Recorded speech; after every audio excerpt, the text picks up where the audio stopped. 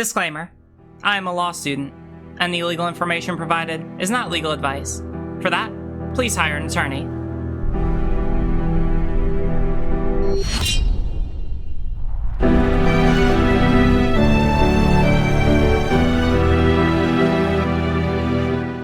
I mean, I was just wondering in general, kind of, because this is something that is on my mind a lot.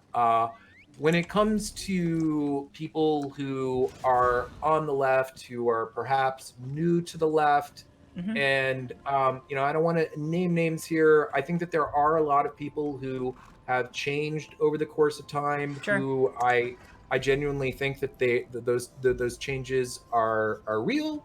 Yet, I guess the question is, do you think it's either it's something that we should expect, like if they have material within their videos that two different types of material that I think are problematic. One which contains actual disinformation that is harmful to marginalized people, and two, and some of these things go hand in hand, are videos where they're really singling out, and in my opinion, kind of either bullying or contributing to the bullying of someone who is a small YouTuber and got a lot of shit from a lot of different people. Yep. What do you think about that? Like, because I have a problem with that. I voiced it a little bit on Twitter, and I get shit for it, and it bothers me, you know. So, what's your take on stuff like that? Yeah. So basically, God, why am I hearing? Can you? I'm hearing like a little bit of feedback. So where I start from is there's an issue, right? I agree that there's an issue. All right, we're starting from the perspective of there's an issue and we want to resolve it. The question then is, how do we resolve it? All right, there's a diverse, and generally the way that I try to look at it is I try to diversify tactics as much as possible. If we're talking about a larger creator who historically has had very problematic content, then the first way of going about it may very well be to create content calling that creator out and being like, hey, this is bad, I'm going to criticize you, all right? Sometimes that can be very vitriolic. Sometimes that can be very effective, right? But the problem, I guess, comes in when a lot of people have done that and it's gotten nowhere, right?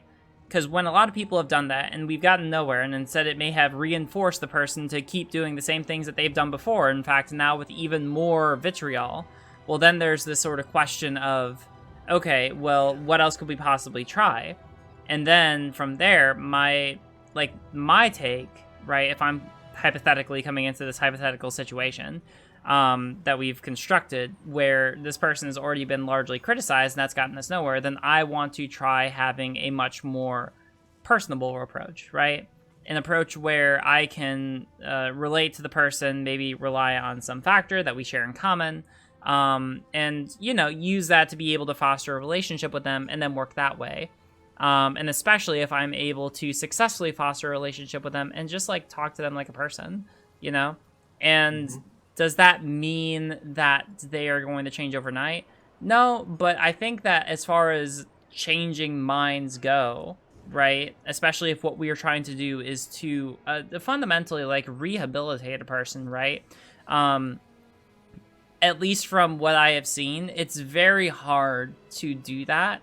A, overnight, and B, with someone who historically has had views very different to what you are asking them to adopt. I think that there is something to be in this particular case. I think they know that I think they hold different views now, and I think if they were called out, they'd be like, "Yeah, I don't believe that anymore." Yeah. No, and I agree, right? And so there's a little bit of tact that I think that me in this hypothetical situation has to have, right? Because on one hand, I don't want to, like, I want to apply pressure, right? Like, I do want to be like, hey, listen, like, I'm not just gonna like pussyfoot around it, you know? But by that same token, I also don't want to push, like, apply so much pressure that ends up, like, breaking the relationship, right? And I think that, and I'm not, like, I might be putting it in, like, manipulative terms, and it's not. It's just, like, what I think is reasonable to expect of anyone in any relationship, right? The other side of it is that, like, I think that naturally, and if we want to use other examples of the past, like Shoe on Head and Hunter Avalon is probably, like, my best go-to example, right? Because if I had to guess, he did not actively go out of his way to make a video where he criticized his old videos talking about trans people, right? He likely didn't, like, there's probably no one who told him to do that, right? It's just that by virtue of being persuaded and being brought over by people who tried a more humanitarian or humanist kind of an approach, and being exposed over a long period of time to ideas by virtue of being a part of that community, that eventually he kind of just decided on his own because, well, after you just exist in the community for long enough, well, now you just kind of adopt those views normally, right? Like, for me... a good example is, like, me watching Vosh or, like, other further left streamers than I did, right? Like, even if I disagreed with them, like, if you were to put me on the political spectrum nowadays, I'm probably, like, sock them. Like, I can't argue that, like, a lot of their views are pretty compelling, you know? And maybe they'll pull me over someday. I'm not going to commit to that because that's one of those statements that will be held over me until the end of time. So people who are watching me from the future, you're getting nothing from me here, right? But like, with this kind of a situation, and based on personal experience, right? I guess I'm hypothetically constructing it here. I'm inclined to believe that, like, you know, as time goes on, either A, the kind of changes that what you're asking for, like taking down old videos, you know, say, like, making, like, updating your content, probably will happen naturally as they kind of learn more, right? Like, making, especially, like, further left content is, like, a super high learning curve, you know? Like, fuck me, this is so complicated. Or yeah, go ahead. I mean, again, I'm not going to name names, but it might be clear when I say this, because there aren't many people who have this many views. But first of all, I want to emphasize there's a lot of, if people know who I'm talking about, so kind of a polarizing person, someone who I personally have both gotten along with and not gotten along with in the past. And overall, I genuinely do think that their change is genuine, and I think that there's a lot of good in this person. I do know for a fact that some of the videos that I'm talking about in question have, just in the last year alone, gotten, on average, over 200,000 views. I've also looked at the comment section of these videos, and because I've talked with some people about this, like, you know, off the record, and they've said, oh, well, this person, their audience probably watches the videos and thinks, like, oh my goodness, how this person has changed so much. I'm sure that there are people who do, but if you look at the comment sections of these particular videos, you find almost, and they're very active because these are very still very well viewed, even though that they're pretty old. You, like, 90% of the comments are things to the effect of, haha, SJW wrecked, and like they are digging the, like, the bad points, and I think the socially destructive, and the just, and they're buying there's every sign that tons of people are buying the just what I would say is like basically pseudoscience, like certain claims. And I'm not saying that that the videos are littered with these things, but there, every now and then, there's just things in them that are the effect of, like, oh, there's only two genders, and worse and worse.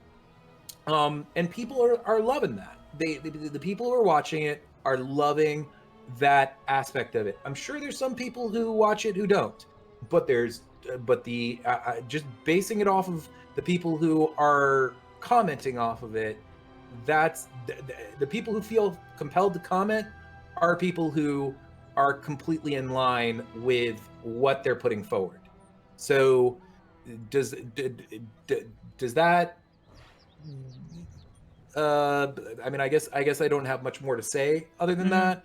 I'm just wondering if that further information kind of I don't know, if you have more insights that you'd like to share knowing that. Yeah, I mean, like, I think that definitely makes sense. Also, completely unrelated. Never mind. I guess that there's nothing really. I don't know. There's someone who may or may not actually kind of like relate to what we're talking about in YouTube chat right now, but I don't know. It might not be relevant.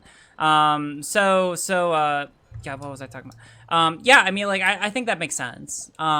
And I think that there's definitely like a degree of like realizing the objective effects that your content has. And like I'm very critical of people of this, right? Like, this is the same kind of criticism that can be extended to like if you are taking what he says in good faith, like Count Dankula.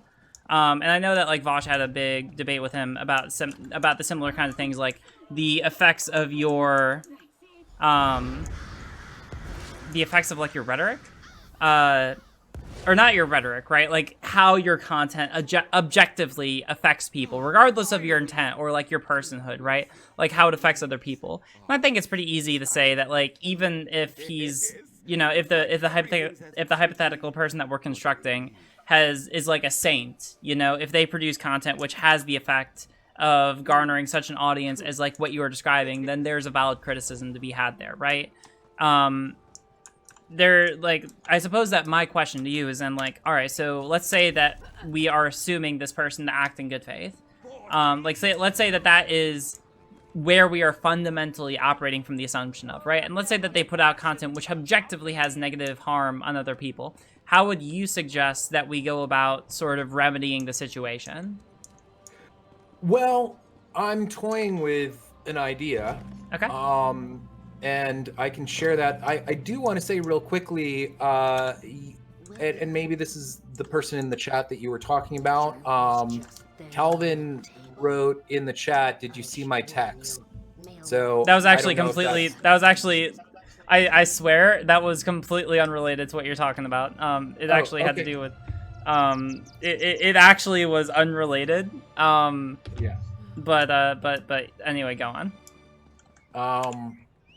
I'd like to take a second to give Calvin an affirmation and say, like, in all honesty, like, gosh, I wrote a tweet about Calvin at a certain point that was a little disparaging, but I want to say that I'm very encouraged by the kind of like, I don't know, like you're young and you're totally like, it seems like you're going down a good path. So I wanted to just say something that maybe that sounds awkward, but I'm really trying to compliment you here, Calvin. I look forward to seeing where you're at, you know, like months and months down the line. But to further what I was saying before, my idea is I would like to make a video about it, and I totally understand what you're saying. I think that making it vitriolic, making it making it at all peer pressure-y, which is a difficult you can argue that it's a difficult kind of like line to, or tightrope to walk, because you do want to see some sort of change.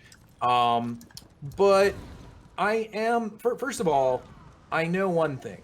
I'm making a video, and maybe I've even spoken about this, but I'm making a video about my own personal hell of joining both the atheist, and you don't see me right now, but I would be using air quotes if you saw me, /skeptic community, which was far different than it basically, or it very quickly became kind of a cesspool. There's some people who are holding down the fort, who are doing well. We've talked about this before, but like it was really tough, because especially at a certain point it reached this sort of like fever pitch of right-wingedness, and I felt very inhibited. I knew that even though that I didn't want it, I had this like crossover audience that, like, if I really spoke up on how I felt, I would lose a lot of people. And eventually I did speak up on it, and eventually I got called out, and I did. There was a lot. I won't go into it, but there was like a price to pay for all of it. Ultimately, I'm glad I did it, because I can be myself now, and this is all before LeftTube, mind you. For Right. Yeah, and I know you've been around for a bit. Yeah. This was at the very beginning of what is now LeftTube, that I mean, I had been talking out about this stuff for a while, and I think it had been becoming increasingly clear to people that I had very left-wing views.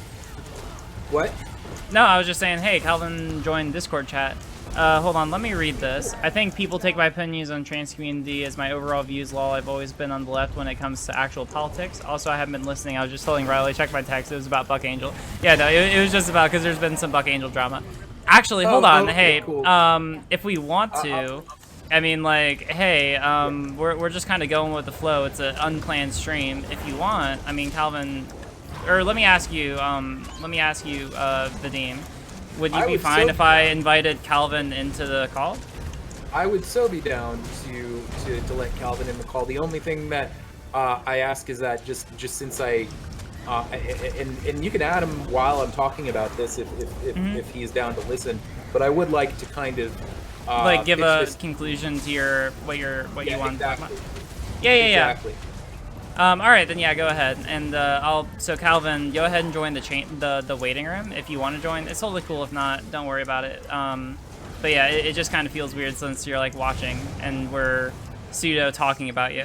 Yeah. No, I'd love to. I mean, I doubt Kalvin knows who I am, but it would be cool to just chit chat a little bit. I'll join. Chill. All right, yeah. So go ahead and finish up, and then so basically, I'll just put out all the superfluous details and say that I'm making this video, which is essentially about that. Within the video, it's possible that I might make a second video in which I do this, but I think I'm going to squeeze it within this video. It's going to be kind of like an epic video where I talk about like just the history of goings on, and then also kind of what it was like for me personally.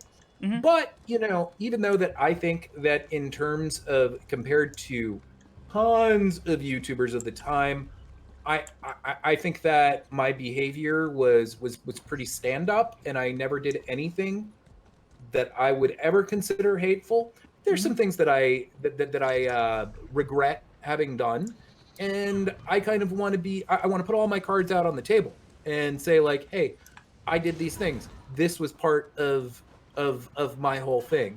All this would be done in like a humorous way, by the way. It wouldn't be sort of like a very cold telling. So okay, so the point in me bringing that up is that I'm going to make some sort of video where I'm critical of myself. So that will be out there. Then in terms of specifically the type of video that I'd like to make, and I might include more than just this person in particular that I'm thinking about, because there's a few people that maybe this can apply to. But the person who this, maybe this is a poor title. It would be a joke title, which is whoever this person is. Let's say their name is X. The name of the video would be Vadim. Woke Skull Vadim gatekeeps X from the left. It's a joke title in order to sort of like poke fun, because some people that might be their worst expectation going into the video. So it's sort of like mocking what it is that I'm about to do. And the video, what I'd like to do is give them sincere credit for the change that I do think is genuine, and you know, have as much as I can kind of like a friendly demeanor within the video, and point out the things that I've said, which is these videos are garnering a lot of views. Here's some of the comments. This is very indicative of the comments, and you know, I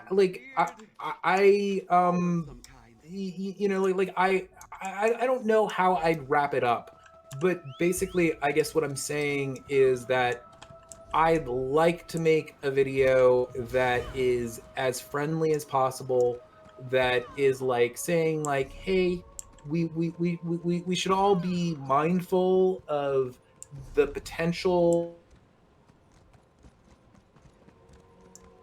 Hello? You cut out there. Hello?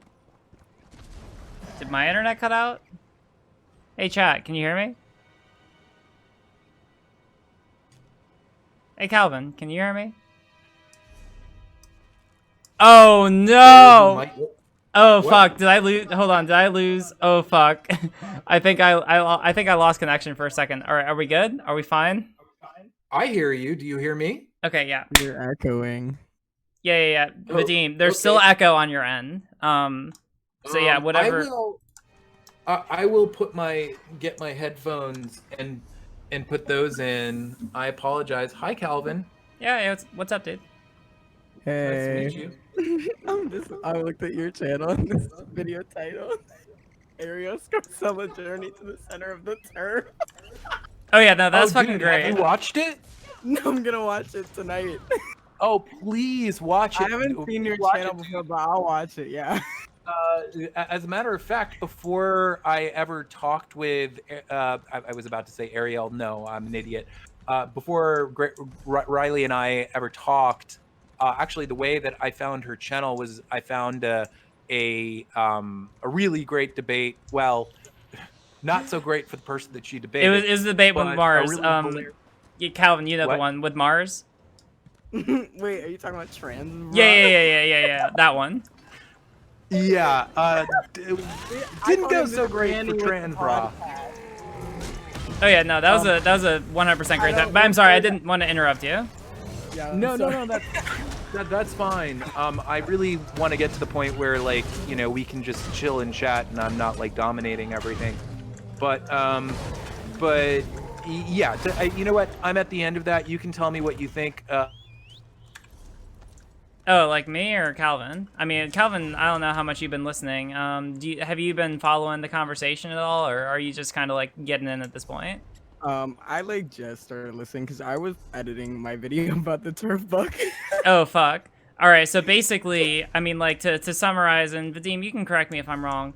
Basically, the conversation is, so there's someone who has recently, and this is a very good thing, right, all around, has, you know, been saying that they've been saying that they are more progressive, more left-leaning, and all that in public, and that's all very good. They've come under criticism from people who are on the left saying, oh, well, this person has been historically problematic, and they've put out content which is still in some way arguably harming people today. And so how do we reconcile the fact that this person, you know, is, you know, doing a good thing by like joining a progressive cause, but also has like a arguably more problematic history and has content out there still that causes harm to other people. That's basically where we're at with it, right? And we've been using a hypothetical person, but it's pretty clear it's been you. I don't know. That was the impression I got. Maybe Vadim, you're talking about another person, but that was the impression I got. And he leaves. Wait, what? Are you fucking serious? It probably was an accident. Yeah, it probably was, but yeah. So Probably disconnected. I don't know. Yeah, Yeah. Well, I want to, like, first of all, well, I'll wait till he comes back. I mean, you know this about me, obviously, but I feel like so many people make the assumption that I was, like, unconservative, which has just never been that's never been a thing. Yeah. I think it's basically the same situation. I don't know if you know, like, Shoe on Head and, like, Hunter, or no, Hunter and Apple, Yeah, we were like, talking Shoe on about it Head, right? earlier. Yeah. We were talking about that earlier. Like, basically, it's just, like, someone who made, like, a kind of content that was that appealed, whether intentionally or otherwise, to people who were more conservative. And because you produce that kind of content, people assumed that you were, even though you never necessarily said anything affirmative about it or opposing to it, you know? Like, the difference between you and Shu is that, like, Shu made, like, anti-pop culture feminist people, you know? The people who are like, oh yeah, man, if you man-spread, well, you're basically Hitler, right? It's just like, I feel like everyone can like agree that that shit was kind of like cringy, you know? Oh yeah, but no, I just, it never made content about it. Yeah, no, it's 100% cringy, right? But I mean, like, in the same way that she criticized it and ended up, like, you know, if you do that, then because of, like, the objective effects that your content can have, you know, it can put you into an awkward situation where you start ending up doing streams with Sargon of Akkad dunking on whatever popular pop culture feminist is up right now, right? Right. You know, it's kind of a bad slippery slope. I hate appealing to a slippery slope, but I mean, like, there's probably an argument there, considering just, like, how far YouTube tried to push Shu and other people in her position to, like, adopt a much further right position than she had, you know? And I think that there's probably something similar to be said with you, right? Where it's like you made content which, whether you knew it or not, probably appealed to people who are more, well, I mean, I guess it's, I don't know, like, maybe it's conservative, maybe it's just, like, more turfy or like it depends on how you want to parse it out, right? One big thing that made me, like, want to stop making content, like, is, so I always hated TERFs, right? Yeah. Like, I always hated TERFs. Like, that was something that I just hate them. Like, I could always, like, pick one out of, like, like, you can just pick them out. Like, you know, for sure. Yeah, 100%. But the crazy thing though is that, like, when I made, like, videos with, like, Ariel, biggest mistake of my whole YouTube career.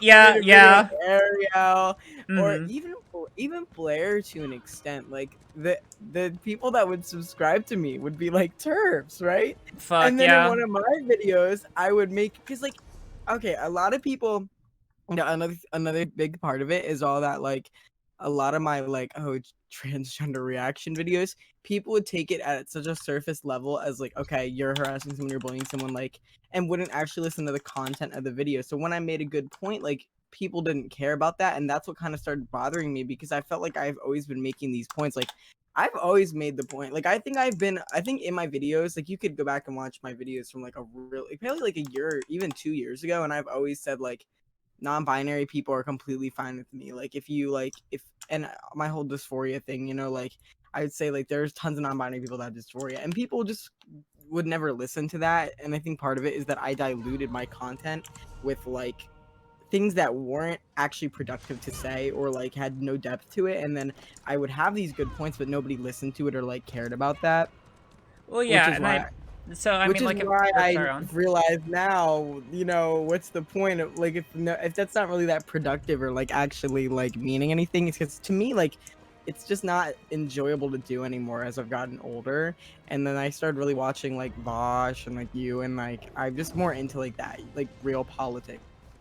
Yeah, no, I mean, like, and I get that personally, you know, like, like, obviously, you know, being trans is gonna color the way that I see politics in the world, right? So it's gonna come up, you know. Yeah. Unfortunately, like, we live in a world where, like, you know, there's still, like literally, there are enough people who just shit on trans people that ends up, like, being a pretty dominant part of my content, right? Just because, like, it's so politicized right now, which is terrible, but that's the world that we live in the moment. That is something.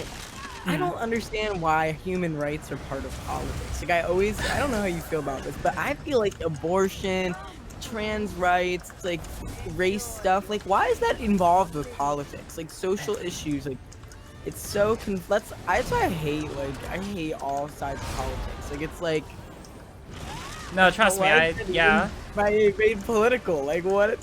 Well, I mean, like, this is, or sorry, go on. I started saying that stuff in my videos, right? Like, I would be like, oh, okay, obviously trans men, like, the Buck Angels would be like, Oh god, the responses that I got to that were really insane. Like, I tweeted that. So for people watching, all I tweeted is that Buck Angel said that he wasn't a real man. He's transgender. He said he wasn't a real man, and I said this is sad. Because like I don't think it's fucking depressing. Are you kidding me? Even when I was like 17, saying, "Oh, I'm biologically female," like I wouldn't do that now. But I don't think I've ever said I'm not a real man. I've never said that. Never. And so I said, "This is sad." And here's the response I got: "Shut up, Kalvin. Stop pushing these bullshit narratives you know damn well are garbage. When did you turn into this too cute loser?" Are you goddamn serious? Like, holy shit! Fucking. Like, trans men are real men. Oh, you're a too cute loser. Holy shit. Well, I think that this is actually all right. So I mean, like, there's something to take from this, and that, like, I mean, like, this is on one hand, I mean, like, it's absurd, right? It's absolutely absurd. I think it's very hard to look at that and like square in the face and be like, okay, yeah, like, I think it's very hard to look at that and think that that's a reasonable kind of opinion, right? Like, it's complete bullshit, right? But also, I mean, like, I don't know, I don't want to make too much of a deal about this, right? But I mean, like, you know, this is the way that a lot of people, I think, I don't know, maybe we'll talk about like Blair's community. This is like my concern for her, is that I feel like there's a lot of ways that like the people in her community end up seeing like trans people in general, or at least like trans people who don't like conform to a very specific standard. Maybe I don't need to pick on her in particular, but like, I don't know, like this is not like a one-off instance, right? It's just a matter of like who you decide to turn that gaze against, you know? It's like, who do you subjectively decide is valid enough to be considered a real man, you know? Is it someone with an adequate amount of dysphoria? Is it someone who's like got the chromosomes, you know? Like these are the kind of problems that, you know, end up arising pretty commonly. Like, am I making sense right now? Oh yeah, definitely. Yeah. Blair doesn't read her comments. Oh, like, fuck, so really? The thing is, when you don't read your comments, you don't get affected by them. Like, for me, like, I was getting these TERF comments and I'm reading them and I'm just like, so like, oh my god, this is fucking stupid. Like, how are you on my comments trying to tell me what about being trans and you're a fucking TERF? Like, yeah. No, that's just not happening. You know what I mean? So that started to really get to me. And I think that, like, if you're making controversial content but not reading your comments, it's easy to just kind of like keep saying what you're saying and not even like think about like who's watching or like what you're saying. Oh yeah, for sure. I think that we were actually talking about this a little bit earlier, to the extent that like yeah, me and Riley met in person today, y'all. Oh yeah. Like, no, like there's a say? Yeah. Like we're referencing back to an earlier conversation, right? This is actually like, I wouldn't have expected that we were going to be like talking again the same. But hey, it's all good. So where was my train of thought going? I feel bad your friend left. Yeah, I mean, like, where did I have no idea where Vadim went. I have no idea. I thought this was going to turn into like a whole conversation between you and him. I can probably represent a little bit about what he was saying, right? I think that basically, so like, I think that kind of for some people, the elephant in the room is that there are some videos that you have up right now of like, like videos that you had from a while ago, like calling like not like, I think it was like about non-binary people being like too cute or trenders or whatever, and those are still getting like a decent amount of views. And I think that the main concern is like, okay, you know, like if you're like actually coming around, then it might be a good idea to take down these videos, because like they're still like sending a lot of harassment towards the people that they're targeted at, you know? Honestly, I think that's basically it. So, okay, let me go through. Let's see what videos I have that like still get a lot of views. Let's see here. I haven't actually looked. I like don't really look. Okay. Okay. So. And mind you, I'm gonna be trusting you because I haven't watched a lot of, like, again, like the video that I commented on when I made the video, that was like the first video that I went through of yours and like watched, right? So I'm basically trusting you to represent the videos if we talk about any, right? But like, I trust you. I don't know. Yeah. Right. So yeah, and I need to go back. The thing is, some of these videos, I feel like I need to rewatch them to like analyze. Do I still agree with everything I said in this? Yeah. That's another issue that I just haven't had like honestly that I just haven't had time to do. No, There's I mean, some like, that I have privated. There's definitely some that I privated. I mentioned this earlier. There's one I would never ever delete though, and that is the one about Rin or Goth Fruits. I'm standing by that for anybody listening. I would never delete that video. And Rin even tried to sue me. Rin like served me some shit. I said no. I said, you want to take me to court? Okay. And I like made this whole like live stream about. There's like I know people re-upload it. It's called like Kalvin Garrah talks about taking Goth Fruits to court. Like it's like been uploaded. Goth Fruits is crazy. Goth Fruits are really a crazy person in my opinion. Like. That is my only video I have that defends what happened because Goth Fruits has like alleged that I did all this crazy stuff that just never happened. So I'm defending myself with that one. All right. I mean, like I don't know the video, so I probably like I don't know. I trust you. Like what? Like basically, can you explain to me what happened with Goth Fruits? Yeah. Okay, so what happened initially is that Goth Fruits would like talk about me from time to time, like just like. Say shit about me that just like I don't even know what it was that she said or they said about me. I don't know what pronouns they go by, so I'm gonna use they. Like I think that it changes all the time, so like they would say things about me, and somebody asked me this is like 3 years ago, like 2 years ago, on like an Instagram Q&A, like just like what do you think about Goth Fruits, and all I said is like she's a trender, which in the heat of the moment maybe not the best response, maybe not the best response. Yeah, I can see how that would that would not be a pro gamer move as they would say. Not a pro gamer move, but I didn't tag Goth Fruits, you know. It was just like an Instagram slide, like maybe like 2,000 people on my Instagram story saw it, which like people that follow my Instagram actually aren't really like. I wouldn't say that's where the majority of my YouTube stuff is. Like I just have a lot of people that follow my Instagram like randomly from like when I was on Musical.ly, right? So it was like not a big deal at all.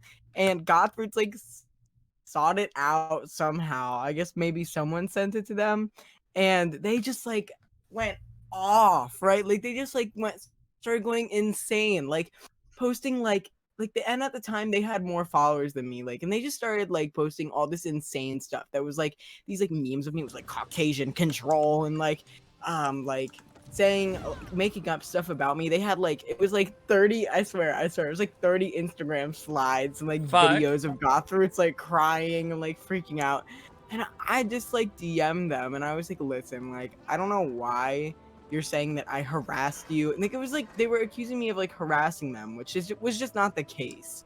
Like it was not harassment for me to post that one Instagram slide. Like maybe it was a little bit not in like good taste or something like that, yes, but that's just not harassment.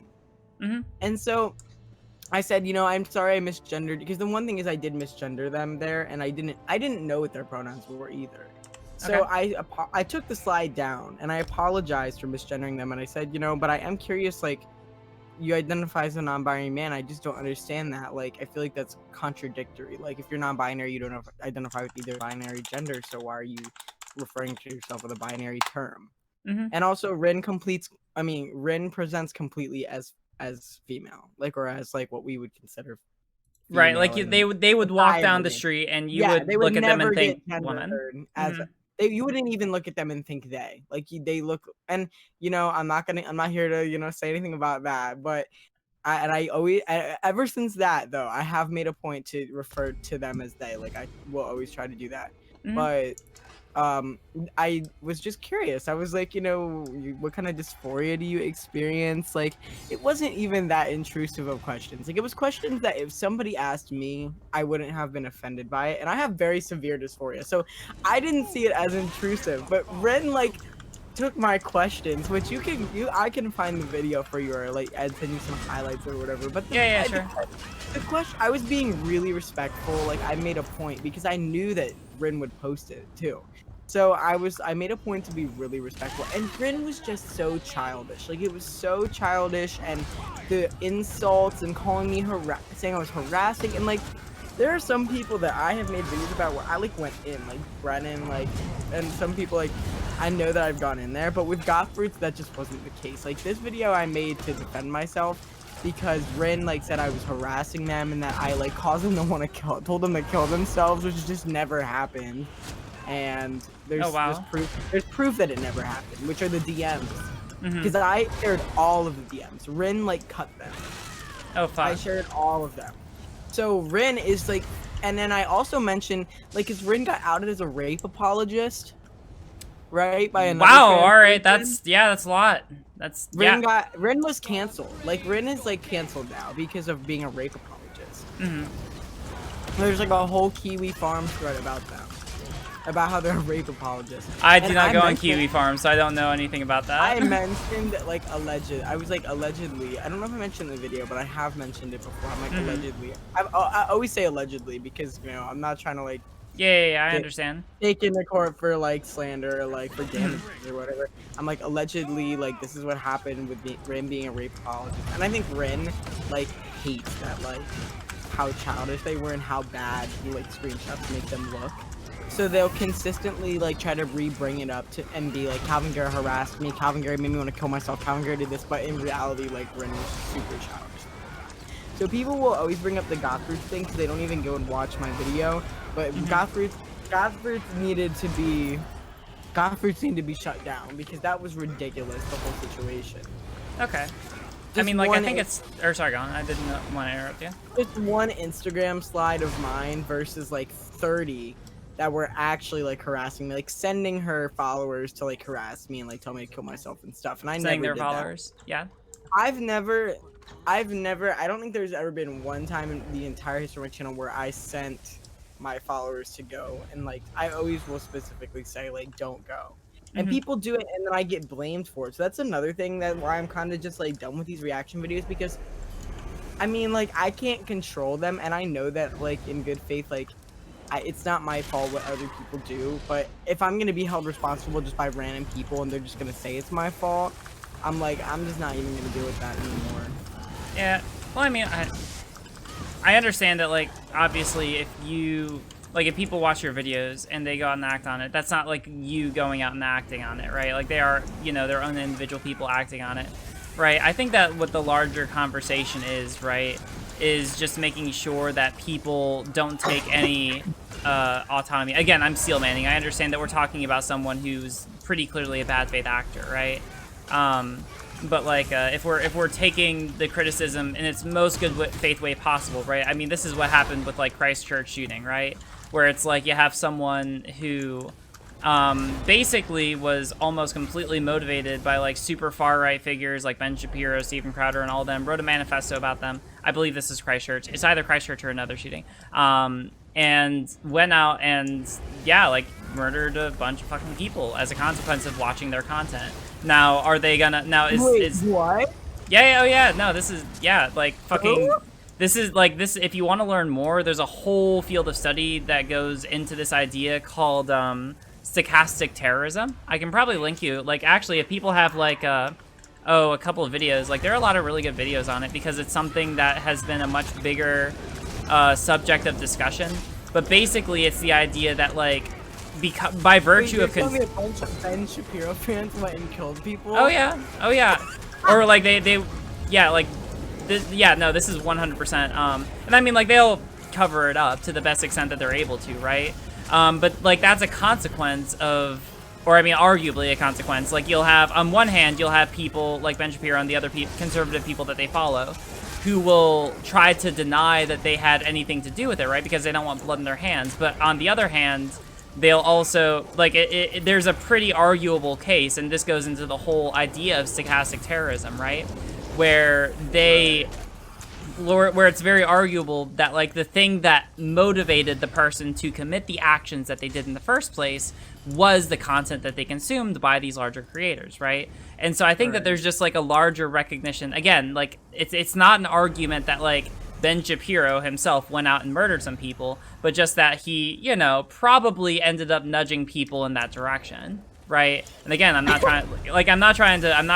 sitting here kind of like you. I don't want Ben Shapiro coming knocking down my door. Yeah, allegedly. Fans killed people. Right. But I mean, like, you know, like this is kind of the problem, right? Is that it's saying like you don't want to say that they have no culpability if they like basically write a whole manifesto and name you as like one of the #1 reasons that they did the things that they did, you know? Like it seems like a pretty, it's like it at least seems reductive to say that he had no culpability if they're citing him as like one of the main reasons for the things that, for like the things that they believe that led to those actions. You know, Right. And again, this is like this situation is disanalogous because like we're not talking about any fucking murder here, right? Right. Like it's disanalogous in that sense. Yeah, but like you see this with a lot of people where it's just like, you know, we don't, I think, want content creators to just say that they're carte blanche, completely absolved from anything that their audience does, right? A much more tame example is like, do you know? We mentioned him earlier, right? You know, are you familiar with like Count Dankula at all? He's like a big edgy, like he's a super. He markets himself as like a super edgy edge boy on YouTube, like pretty large, right? He makes himself out to be like a comedian, right? But he'll make like super, again, like edgy quote unquote jokes, right? Like jokes about black people, like he'll make like offensive jokes about basically every demographic, and he'll say that this is just like for the sake of the humor, right? But the problem, Are they funny? I don't know, it depends. Some of them are funny, some of them are literally just kind of like laughing at people being, I don't know, like black or something. Like it like the thing about it is like there probably is an element where most of it is only going to be funny to you if you like think that minority people are funny. And some people find that kind of humor funny, but I don't know, it usually says something about them. But like the more important part of like the more important part of it, right, is the fact that like when you look at things like his comment section or his Twitter, Vosh actually debated him about this. So if you want to watch like the video, like a much more in-depth conversation about this, you can watch that. But basically, like if you look at his audience, it's pretty clear that he fosters like a pretty super like far-right community. You know, like people who just like kind of hate black people. Especially like that was something that they talked about pretty extensively, right? And like it's hard to, and like even if you're assuming that Count Dankula had no idea, it's pretty hard to say that he had no culpability in doing that when a lot of his jokes were like making fun of black people, you know? Right. Like so yeah, we don't have to delay, like, you know, meander too much on like the subject, right? It's just that like the person that you're talking about sounds like they were super fucking bad faith, and yeah, if you want to leave the video up about them, like just based on what you told me, then yeah, go nuts. I think that like the problem that most people have, I'm not even sure if it has to do with that video, it's just like videos like, I don't know, that target like there's one video that you have, I know that Corvidae made a video about it. I'm not sure if you're familiar with Corvidae. Or no, you might be. You might have mentioned them at lunch earlier. I've heard the name. Yeah. So they made a video talking about how you made a video about a smaller, way smaller trans YouTuber called Brennan. That's what I'm talking about. That video that I'm probably gonna take down. Yeah. Like, because and I was really young there, and I do disagree with a lot of what was said. Yeah, and I think that if you took that down, that would go like a long way. Because from what I understand, like they still get a lot of harassment nowadays. Like, I don't know, we can pull up their YouTube. I think they still get like ratioed as a consequence of that video. Like there are a lot of people who still like will go after them, or at least that's what Corvidae said in the video. The only I haven't checked thing recently. is though that I don't disagree with some of the criticisms I made. And I don't want it to look like I don't disagree, because I really don't like I will say this to this day, I really don't like people like that speaking up over trans masculine people that are have actually transitioned when they have no plan to transition or do any of that.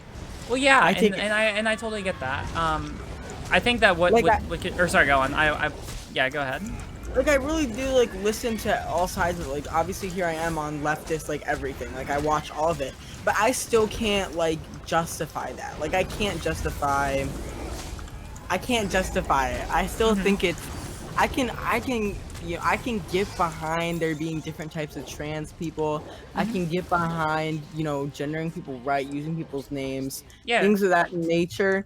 But I still think that a lot of it is just really, it's very what's the word? It's really insulting. It's really insulting to because I don't know how much you like look at the AFAB stuff, because I know we were talking about some like AMAB people earlier, because I don't even like follow anyone that like the AMAB community might consider like a trender. Like I don't really know about that side of it, but it's just like I don't know.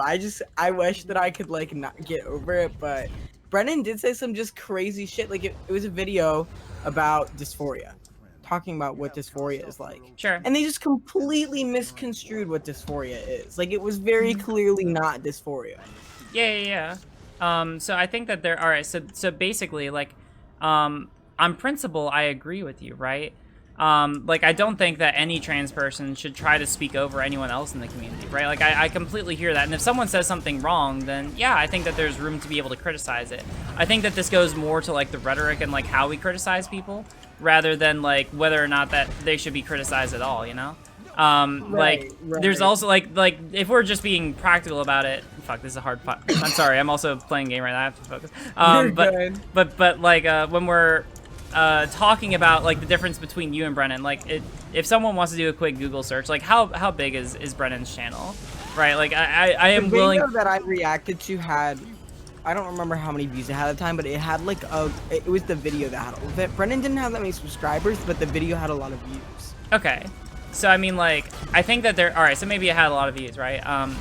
I think that like there's like, practically speaking, not going to be like as much of an issue of like them speaking over you. Like, you know, you're like, how many subscribers do you have at this point? Well, like, at the time I didn't have that many subscribers, but okay. I see what you mean. Like, the video, I'm probably going to take that specific one down because the ratio of like productive conversation being had and then just like me being like mean is like low.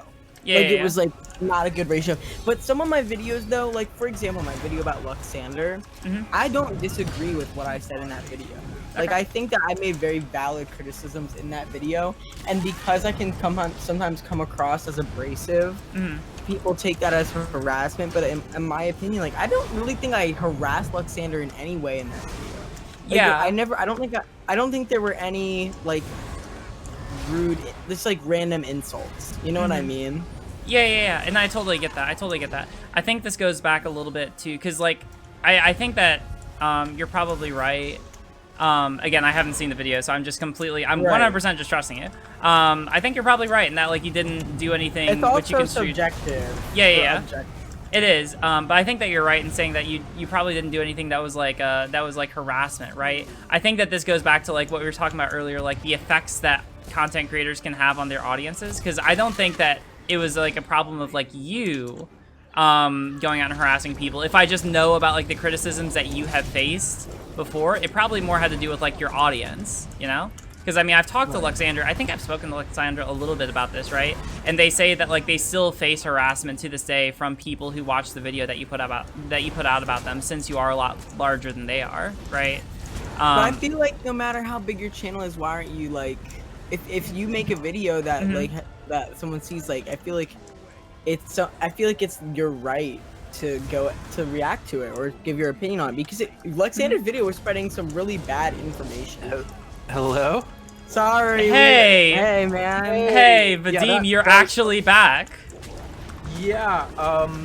Every now and then, I live in a small town right now, and sometimes the internet just goes off late at night for like anywhere between 20 minutes to an hour. Oh, so, shit. Sorry. Well, hey, we'll come back. All right, we'll come back to you in a quick second. We're actually having a really interesting conversation. Do you mind if we just like... Go.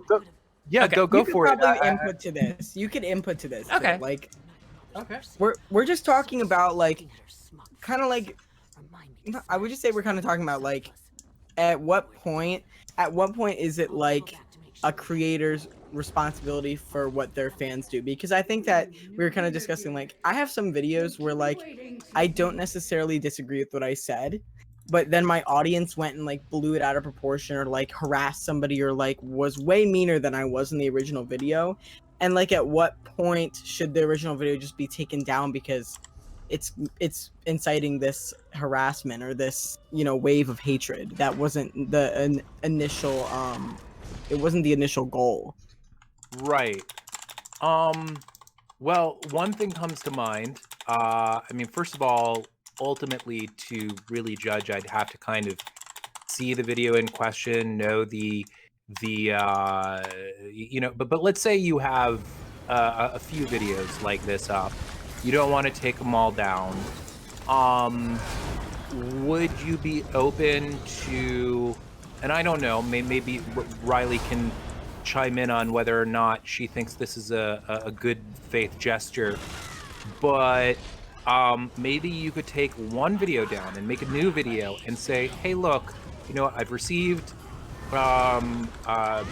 you know, criticism for this video and others, and you know, in it, as a token of the fact that I recognize this, you know, I'm making this announcement to say that I'm taking this video down and to really kind of emphasize that I never want you to give anyone harassment, Right. and please don't take any videos within my history, not all of, maybe, I don't know, maybe you don't want to say this, not all of which I 100% stand behind, and you know, and something like that. Does that make sense? Yeah, because I was talking to Riley about this, and there are like some videos I have that like, and I was saying like I still have to go back and rewatch them, like especially with like how I've been like, my opinions on a lot of things have kind of like changed over the past probably like year. I'm just kind of like honestly going to college, like it really yeah, that makes sense. But That'll do it. It's just my ability of critical thinking has changed. I think, like it definitely has like gotten better, and so like I just need to go back and like rewatch some of them, and just like if I don't agree with the video, I would still take it down. Like I was checking my Brennan video, the one that really like blew up my channel. Like that one, I would definitely take down. Like I'm probably going to take down just because I don't agree with everything I said in the video. And I think a lot of it were just like, it was just like stupid points I made. Like, and at this point, like Brennan doesn't really make videos anymore, or at least not about trans issues. And what bothered me is that Brennan is this very obviously like female presenting person who made a video talking about what gender dysphoria is like, and the video had a lot of views at the time, which is why I reacted to it. And it was just so misinformed. Like it was spreading information about something dysphoria just is not. And especially me at the time, like I'd only been on T for like 5-6 months, and like I hadn't had top surgery, and that shit pissed me off. That shit pissed me off, bro. Like that shit made me so mad. So like there was a lot of anger there. You can definitely feel in the video, but there's some other videos though that, and this is something I'm very like interested in you guys' take on, where I feel like, you know, some of my videos and my fans will definitely go and like say things, but it just sometimes I feel as though people will use like, people are harassing me, like Calvin did this, that's not you, and they'll use these like already created narratives about me that people created and use it as like without real justification, and just kind of say it because people already think it. And then they'll like, it's like what Ren did. So for example, like Goth Fruits like took a bunch of stuff people were already saying about me and applied it to the situation between me and them, when in that specific situation I was doing none of that. And people just ran with it because they're just like, oh, Kalvin Garrah, like he did this in the past, so I'm just gonna believe he did it to Ren. But I didn't do it to Ren. Right. And my fans didn't. My fans didn't even go to Ren. Actually, it was a lot of Ren's fans that came to me. Like I was getting like thousands of comments from Ren's fans. Like just like real harassment. Like none of it was constructive criticism. Like it was all just like spamming. Like it was so like ridiculous. And I don't really think many of my subscribers at all went to Ren. Yeah, I mean it's sort of a situation where I can't speak to it because I just don't know all the details. But I can say a little bit, but if you have something to say, yeah. Why don't you, if you are more informed on it? Yeah, well, I mean, like, just based on, because we were talking about this a little bit before, when you were dealing with internet issues, right? So, I mean, like, when you're in this kind of a situation, it's hard because, like, there's blame on both sides, right? I recently talked about this, actually, in probably one of my more controversial takes. I mentioned this during lunch, actually, when I was talking about Destiny and some recent drama, because a lot of people on the left probably do not have good opinions about Destiny, right? And What do you do? basically, okay, so the TLDR, Kenosha shooting happened, Kyle Rittenhouse, super controversial. Oh, yeah. I went on to his debate, I went on to his stream, had a conversation or debate, unclear at this point. And basically, God, what the fuck am I doing right now in this game? And so basically, after I had talked to him, a lot of other people tried talking to him. It went over pretty bad because Destiny is a good debater, and I don't know, no one could really get him to budge. But he ended up saying something super inflammatory on his stream. It got clipped, and he would argue out of context. I don't know, like the whether or not it was clipped out of context is a contested issue. And then he basically, after the clip had gotten clipped out of context, arguably, it got spread around on Twitter. A lot of people said that he was completely off his rocker for basically saying that, like, I think it was something akin to, like, white militiamen should mow down protesters who are setting fires to burn to houses or destroying property or whatever. Something to that effect, right? And then he, because of that clip being spread around, lost his Twitch partnership, lost like $200 plus in streaming revenue. And, yeah, then he debated both Vosh and Xanderhall. Or did he? Yeah, I think he debated Vosh. I can't remember. He at least debated Xanderhall. And essentially cut ties with everyone on the left because he felt that he had been mistreated by everyone for constantly misrepresenting him, for clipping him out of context, and for getting him to effectively lose his job, right? Fuck, I'm gonna die here. I'm sorry, I'm also just in a really tough spot in this game. But yeah, so basically... What game are you on? Elder Scrolls Online. Because I'm an Elder Scrolls Online streamer, and that's it. I definitely don't do any political content, or if I do, it's on the side. But anyway, that's why I'm saying on Twitch, baby. But basically, right, the core issue is that you have someone who did something which a lot of people took to be a lot worse than at least the person who made the initial statement thought it was.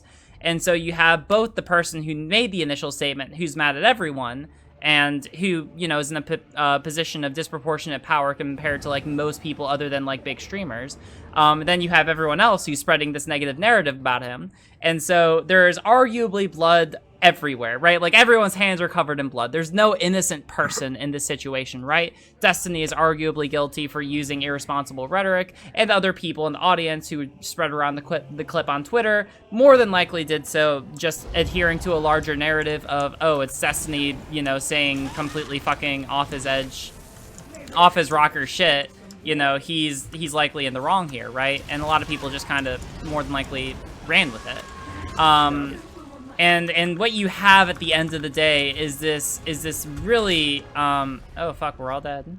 What you have at the end of the day is this really unfortunate circumstance where there is, like, a valid criticism to make against Destiny, but it gets lost in the weeds of everyone spreading around misinformation to the point where that becomes the focus of the conversation, and so there doesn't end up being, like, any kind of resolution, you know?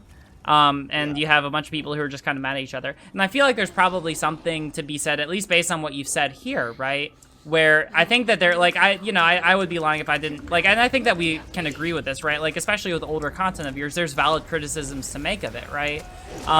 But there's also, like, this issue where, like, once you have kind of established in enough people this idea that you are this X kind of person, you know, a lot of people will tend to run with it without necessarily, like, if, you know, that's how you get into the kind of situation that you described where, you know, a lot of people will just kind of assume if there's someone who's claiming, like, oh, well, Kalvin Garrah is harassing me on YouTube or on social media. A lot of people will just kind of believe it or agree with it, right? Without necessarily looking into it. That's my big issue. Yeah. That's my big issue. Like, Rin did that. And Luxander does that too. Yeah. Luxander will go on his videos. Like, I've had so many people send this to me. People with Luxander just talking about me in, like, every video. Like, every video. Like, I get, like, a name drop. And I'm like, first of all, I don't really care about this person that much. Because, like, whatever. Like, name drop me. And, like, it's fine. But it's just the lie. It's this... And it's almost like, I feel like I can almost empathize because Luxander isn't, like, meaning to lie. Like, I feel like Luxander actually thinks that I'm harassing them. Yeah. Like, but harassment is subjective. Like, I didn't harass you. Like, it's just that I made a valid criticism, and like a lot of people agreed with. I feel like a lot of people agreed with that, and you're getting called out by a lot of people that agreed with that criticism. so I think that this is like, again, I'm steel manning Luxander because I've talked about Luxander. We probably talked about you at some point. I just can't remember off the top of my head. I feel like a lot of their criticism isn't necessarily for like, I mean, like maybe it has to do with what you said specifically. Again, I don't know what you said about him or them specifically, right? But like, it probably more so goes towards like this idea of like, and maybe this is something worth talking about more, right? Like the effects that we can have on our audiences and like what actions we can make them more inclined to take on, right? Like if we make a video, and maybe I'll use a personal example to explain this, right? I can be pretty edgy sometimes. Like there are times when I debate people, and you've seen it, right? Like I can be a pretty edgy person, right? Like it's, you know, if someone's being completely full of shit, like I will not hold back. Fuck. And usually the way that I'll deal with that is by putting like an explicit disclaimer in my video saying, listen, and I'll be at like giant bold caps at the beginning, do not under any circumstances go out and negatively treat or harm this person, right? I did that when I debated Janae Rose, and I am... Oh my fucking god. Oh yeah, I know, right? I know. And I'm looking at you, chat. I'm fucking looking at you. None of y'all better go fucking do that, because if... I mean, like, it's a little easier for me because I'm a streamer, because if I see that kind of shit, I can... Yeah, because I can fucking ban them. Oh, shit. Yeah, didn't she? It's great. It goes Kalvin Garrah Vadim, like the Sahara. It's the craziest song ever, bro. Oh my god. But I mean, like, there are things that you can do, right? Which, like, I think that it's good to be able to criticize people. It's just that you got to be careful, like, I guess it goes to, like, the idea of, like, responsible criticism, you know? Because, like, especially if you're criticizing someone who's, like, so much smaller than you, then you run into this problem of, like, even if you do have valid criticisms, if you have an audience that is, like, predisposed to, like, go out and, like, harass people who you criticize, then it can ruin the life, you know? Like, it's not as if you're criticizing someone of equal size as you know? Like, Luxander, I mean, like, hell, I'm probably gonna become bigger than Luxander in just, like, a couple months or so, you know? Like, it's not like they're all that big. Yeah.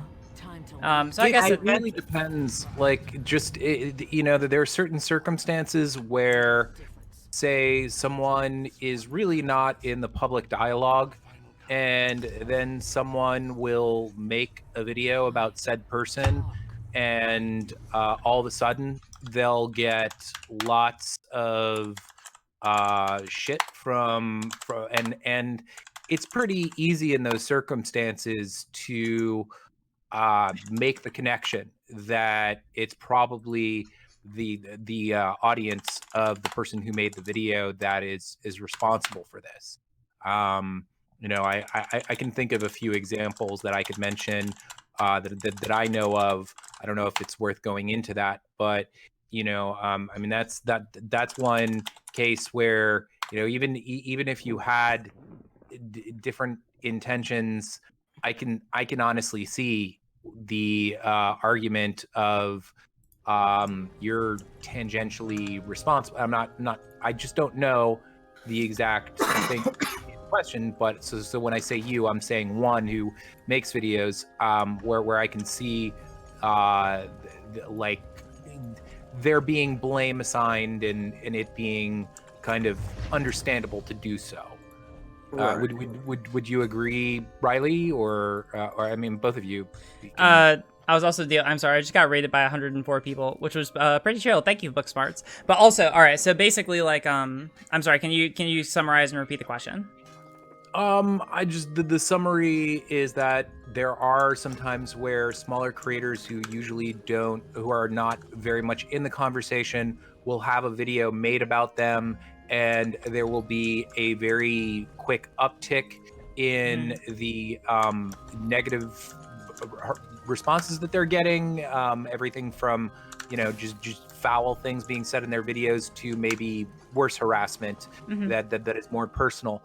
And in those cases, I think even if someone has does not want that to occur, a reasonable argument can be made that there is some element of responsibility on behalf of that person for that having happened. Yeah, so I mean, like, I'll just say that because I mean, like, I think that, like, you know, that's a long way of kind of putting like a rather simple idea, right?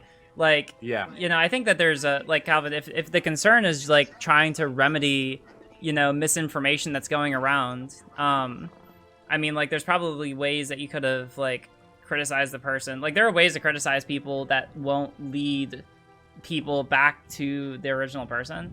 Or, I don't know, like, these are things that you have to think about, which most creators don't have to think about, right? Like, just by virtue of your size, you know, like, there's just kind of like this baked in kind of not necessarily danger but concern, right? Because, like, you know, you're like 200 300k subscribers, right? Like, if you criticize anyone, like, if you were to criticize me, right, like, I have like 8k, right? Like, if that fucking happened, right, like, that would probably be like, you know, my viewership would turn into like overwhelmingly like whatever kind of people you're sending my way, you know?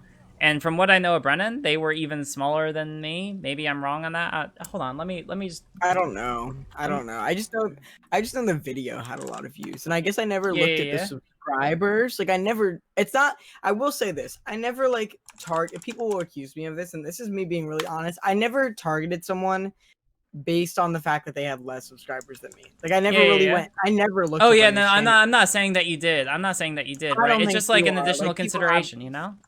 Yeah, people have done that now.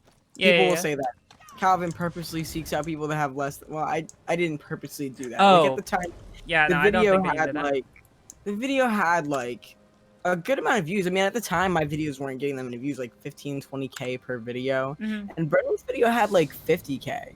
And there were people that had been, there were other trans YouTubers that had criticized Brennan's video, which is why I made my original. Which I just privated that video. I went back and privated that specific one. Oh, the Brennan one? Or a different one? The Brennan one. Because because I definitely I was definitely a little too harsh there. I was so young. I was like 17. Yeah, and I think that's basically, I don't know, it all boils down to me like problems of rhetoric. I think it's fine in the trans community to have like conversations about this. It's just that often it gets so wrapped up in rhetoric, which is more conducive to like harming others, right? And that's mainly what I want to avoid. Like, I don't even care necessarily about like talking about things like dysphoria and how it affects like, you know, like someone's identity and like all, like, these are conversations I'm fine having, but like when someone's like when someone has to worry about, you know, whether or not they're going to be harassed for having a certain opinion. I don't want anyone to be harassed for having a particular opinion, right? Regardless of what their opinion is. You're right. I agree with that. Yeah. I agree with that. Yeah. Also, to some extent, it depends on kind of what the criticism is. Like, you know, if you're making a video where really all you're saying is, hey, this person is cringy to me, or something like that. You know, you can argue that. I mean, it depends on the person. You can argue, hey, that's not cool. But then there's, you know, like, if you're saying something like their identity is invalid and they're, you know, they like, if it's because I've seen some of your videos, and I haven't seen I know that your views have changed over time, and I know that you have some things that like you regret, and I believe, am I correct, you've kind of like reassessed what you think about like non-binary identities and stuff like that? So I've definitely like reassessed in terms of like how I go about talking about it online, but my view on it has not really changed that much. Like, I guess really? Like, from day one I've said, like, if you have dysphoria, like, it doesn't matter if you identify as non-binary, binary, what, like FTM, non-binary, anything, like, if you have dysphoria, like, you're trans. Like, if you're feeling a disconnect from the gender you were assigned from at birth, whether that's like physically, socially, whatever, like, you're trans. I think that you could go back to videos from like 2 years ago and I definitely make that assertion. But the problem was that, like, I was kind of almost like in some of my videos going against that. Right. But the problem is that people, my one issue is that like people will call something dysphoria when it doesn't fit the criteria for dysphoria at all. Well, I mean, from what I understand, there is sort of like a gradient, like dysphoria is expressed in different ways by different people, and like I don't think that there are many non-binary folks. I could be wrong. If I am, apologies to anyone who has a problem with me getting this incorrect. But I know I know a lot of non-binary people who feel that they fall under the umbrella of trans. Just non-binary is sort of like a further clarification of exactly how they identify and the way that they express their you know their identity.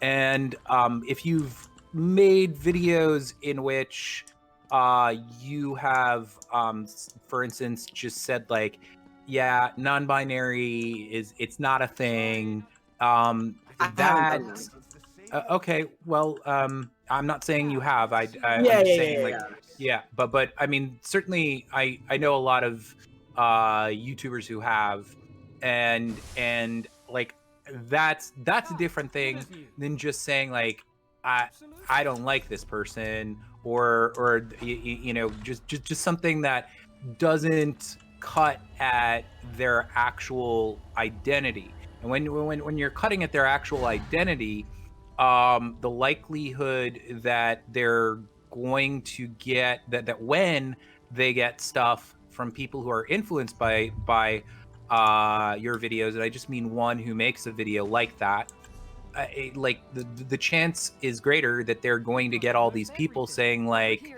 you know, like you either, you know, you're full of shit, or like I don't even want to say a lot of the things out loud because they're things that some might just feel hurtful just to hear in general. So do you understand what I'm saying? Do you understand the distinction that I'm making, that like you know, that stuff in particular can be more harmful, and I think cause more people to, if they have a misunderstanding of these identities, which are perfectly valid, and you know, people are non-binary, that they you know, that it's just you're increasing the chance of people saying, not just giving them shit, but giving them shit that has no basis in truth.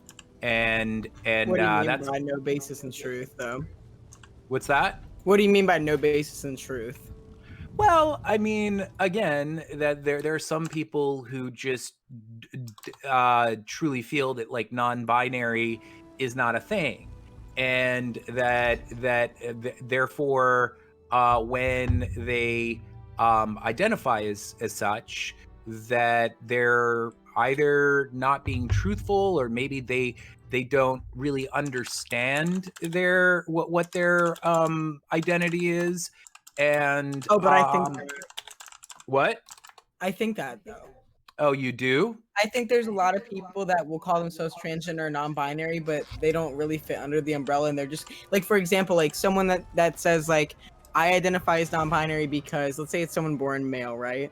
Someone let's make an example. Someone in a leftist space that identifies as non-binary, but they're born as a male. They don't physically or socially really transition at all, and they call themselves non-binary, and they don't have dysphoria, but they're doing it because they hear, like, this is like an example that I've heard before, but like they were just kind of like hearing all these leftists kind of like just take down men all the time, and it's like, oh, they don't, and those people don't identify with like the stereotypical like what a man is, so they think that they're trans or they think they're non-binary because they just hear all this stuff that doesn't fit them as like what men are, and then they take on that identity. Or even like AFAB people that like, oh, I don't like being feminine, I don't like doing this, I want to be male, but that's all about gender expression and gender roles, not actually about like an innate sense of gender. Well, I have to be honest and say that And I if you have a think, completely different opinion, like that's fine. Like I'm just yeah, I'm just giving you what I yeah, think. I do have a completely different opinion, and I hope it's something that you can continue to investigate and reconsider, because honestly, like, you know, there's all there. I mean, certainly it's less common than kind of the like the way in which you express your transness, but there are plenty of people who are, you know, like first of all, what you're doing is I think that you are kind of assuming that you know what their experience is like. You're kind of, it sounds to me like you're saying that they're like influenced by others, and they're kind of like, I don't know, doing it to be popular, or maybe because they Well, I have think been they actually believe they're transgender. Like, I don't think that these right. people are like doing it. They're like, oh, it's trendy. Like, I'm just gonna be trans. Like, I think they're convinced that they are. I So do mean, you mind if like I for instance, do you mind if I come oh in yeah, here? yeah, go for it, go for it. Yeah, because I think that we talked about this a little bit actually during lunch. Basically where I come out with this, right? Because I mean, like, there's going to be a lot of people, like, you know, like, trans is a pretty broad umbrella, right? And we've already kind of discussed how there are a lot of different kinds of trans people, and it's taken on a lot of different kind of experiences. Like, I won't lie and say that, like, that kind of an experience is not something which is intuitive to me. It's not something that I, like, logically understand. It just doesn't come to me, right? Because I mean, like, my experience is a lot like yours, right? Binary trans person, experienced dysphoria, got an HRT, all the bing bang boom, all that, right? And like, I'm not trying to Um, invalidate your yeah. opinion, Vadim. You know what I mean? Yeah. But you also have to at least understand like where I'm coming from. With like, you're not, unless I'm wrong. You could be FTM. I don't know. But No, I'm cis. assuming you were. I'm you're cis. So the way that these people affect trans people, you just will never know. You don't understand how it feels to have people claiming the label you're under, which is something that's very inherently like hard. Being trans, something that has been so hard for me my whole life. Like, I don't like being trans. I wish I could be cis every day of my life. And so like seeing people that call themselves transgender, but they have no dysphoria, they don't transition, they never experience any of that. That's something that's been really hard for me to accept. And like, I've been a little more tolerating now, but I was talking about this to Riley. I'm sorry for cutting you off, Riley, but I think there absolutely needs to be a distinction made between trans people that have dysphoria and then trans people that identify as transgender that don't. So I mean, like, and maybe I can say a little bit on this, right? I mean, like, I don't think that anyone is arguing that there's like a distinction in experience, right? And I mean, like, if you want, like, there is a distinction, and if you want to adopt a label of like transsexual to be able to ascribe that better, I mean, like, I know that's like, okay, then don't. All right, I know that that's like, that's the best faith argument that I've heard, is just as like a term of distinction without, you know, disparagement. The thing is, though, you start doing that, and then people are gonna get mad that you're gatekeeping the word transsexual too. Yeah, I know it's a weird kind of situation to navigate. You see what right? I mean, though? It's like, here, I'll say it. Let me say my piece on this, right? Because like, on one hand, I completely understand that like there is a distinction between those kinds of experiences, right? Like, I understand, you know, I understand what you're saying, right? I also want to counterbalance that with like kind of two thoughts, right? The first is that I really do not want to try and judge other people by virtue of the fact that I do not understand them, because that's the way that a lot of people in society judge trans people, right? Like, I am judged, and I know that you have this experience too. We are judged a lot by people who just don't get what it's like because they haven't lived our lives, right? They're like, what? You were born as one thing, but now you're another thing? That's crazy. I can't understand it. And because I can't understand it, it must not be something that's real, right? And so I want to be very careful to not apply that same framework to other people, because I know it's logically faulty. And the second thing is that, like, hold on, was that like the main point? There was another part in there. Dang it, that was definitely like the main bit.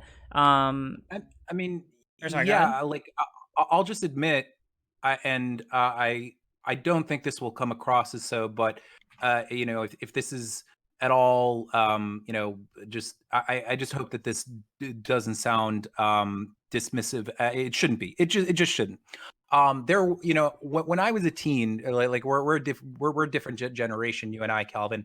Like, the internet was like at its very infancy, and so honestly, there were a whole range of topics that I'm much more kind of up on now that I just couldn't educate myself on unless I don't know, like went to a library and really went digging.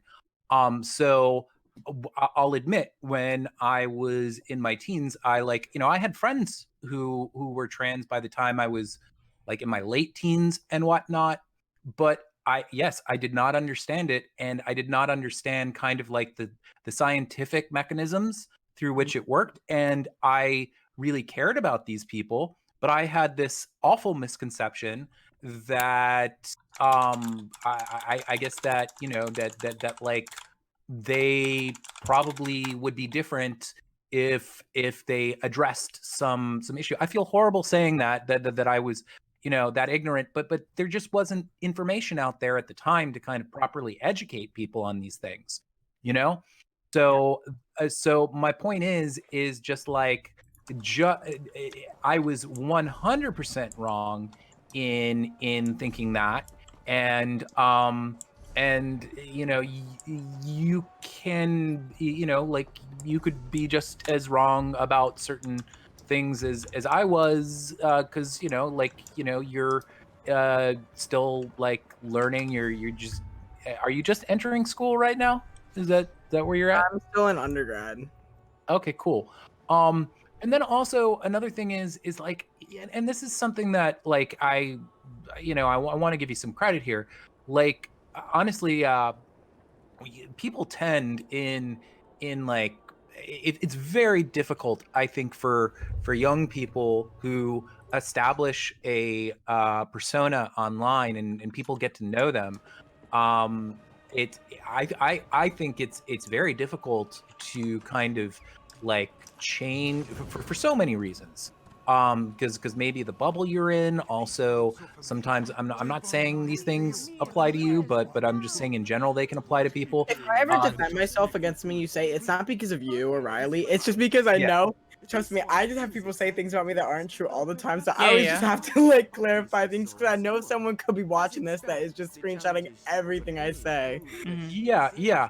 And so I guess my point is that it's very rare, and I think really great when people like yourself are able to start even the ball rolling of kind of questioning things, and they have the humbleness of saying like, hey, I'm rethinking this, hey, I might have been wrong about this and that. And just like there are some things that I'm pretty sure that you have reconsidered over time. Hopefully, I'm hoping that you reconsider the validness of non-binary folks, because there are just, I mean, well, I know some non-binary people. I have dear friends who are non-binary, and there's a whole different range of them. There are some who do get surgery. There's some who, and then the last thing I'm going to say, because I don't want to overtalk here, is Riley. I can probably recall the name of the because I'm bad with names, but she had a discussion with a trans individual who actually has not had dysphoria. And I don't think if you watch the discussion that she has with this individual, I don't think that you'll doubt that they are indeed trans. Do you know exactly who I'm talking about? Can you get like? Are you asking me? Oh, you're asking me about Vera Wild. Riley here. Yeah, you're asking me about Vera Wild is their name. Yeah. Yeah. So do you mind? All right. Do you mind if I talk a little bit? Yeah. Just because you've been go for it, please. Okay. So, yeah. Or before I say anything, Calvin, you was talking for a while. Is there anything that you want to say? Because I mean, like, I have another thought, but like, I definitely don't want to make it so that we're just like sitting here preaching at you. All I was gonna say is that I just, I mean, I've always like listened to what people say, and I've changed my opinions on a lot of things, but I mean, I'll always call someone. That's one thing I've done in my videos in the past that I realized that I want to stop doing is like, I don't ever want to misgender someone or call them by the wrong name, because like that, above all else, it takes away from the validity of like what I could be saying. Like that's just like rude. And I don't want to do that. Like, even if someone doesn't have dysphoria, even if someone like, I will just look at them like, oh my god, like you're not trans. But like, in my opinion, but I would still call them the well, I don't really agree with the like crazy pronouns, but like they, them, he, him, she, that, she, her. Yeah, like, there's a whole conversation to be had about it. Yeah. I don't really deal with pronouns, you know what I mean? And I can still like understand someone's experience, but I just don't think that. I think that having this, I think that it's, and I agree that like anybody can identify as transgender if they want to, like, by the virtue of what we define trans as. Like in today's age, like the accepted definition is broad. Yeah. But my opinion is that that should change. I don't think it should be this really broad thing. I think that it needs to be more strict about like what constitutes someone as trans. But I can concede that more people can identify as trans, like if they have dysphoria or not, just because anybody can call themselves trans if they want. So, all right. So I think that this ties into the other point that I was getting at earlier, right? Because we want to be very careful, right? There's a good philosophy tube video that I might ask you to like look into later, right? And you know, you can choose to or not, but I'll reference an idea from it, right? It's a philosophy tube video on transphobia, and there's this idea in it called like it's a mindset called your dad, and it's basically like the way that philosophy tube describes this person is kind of making out to be the person like, oh well, you know, I know about trans people. If they want to do what they want, then they're perfectly fine. It's none of my business, right? And like that's fine enough. It's kind of like this pseudo-libertarian kind of, hey, you do whatever you want as long as it doesn't bother me, then it's none of my business. The problem with that is that like there is kind of this baked-in assumption that you don't really see them for who they are. In this case, your dad doesn't really see trans women as women, trans guys as guys, and so on and so forth. I guess the reason that's relevant, and I mean, like, if a lot of what you're defining to be authentically trans, and you can correct me if I misspeak here, right, is like the fact that having dysphoria can cause like can cause someone to have such a hard experience, right? With life, you know? And I mean, like, I can get that, but I mean, I might challenge the idea to say that like people who try to adopt the label as trans, who otherwise don't have a great, or who otherwise don't like fit the label that we might intuitively think of as trans, like they still have a pretty hard life, you know?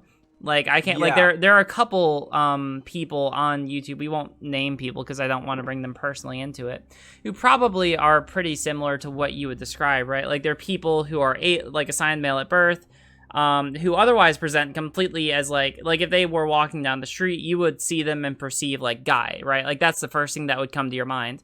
But they're non-binary, and they go by either they, them pronouns, or even crazier, or I shouldn't say crazier, but like even more unintuitive, they go by he, him, but still identify as non-binary, right? And you might look at that, and based on what you've told me, right, you might think like, oh, well, they're just a trend, or if you don't use that language, oh, well, they're just adopting the label as trans for insert reason here, right? Usually, like, I don't know, the assumption is like something positive, but like to do that, right?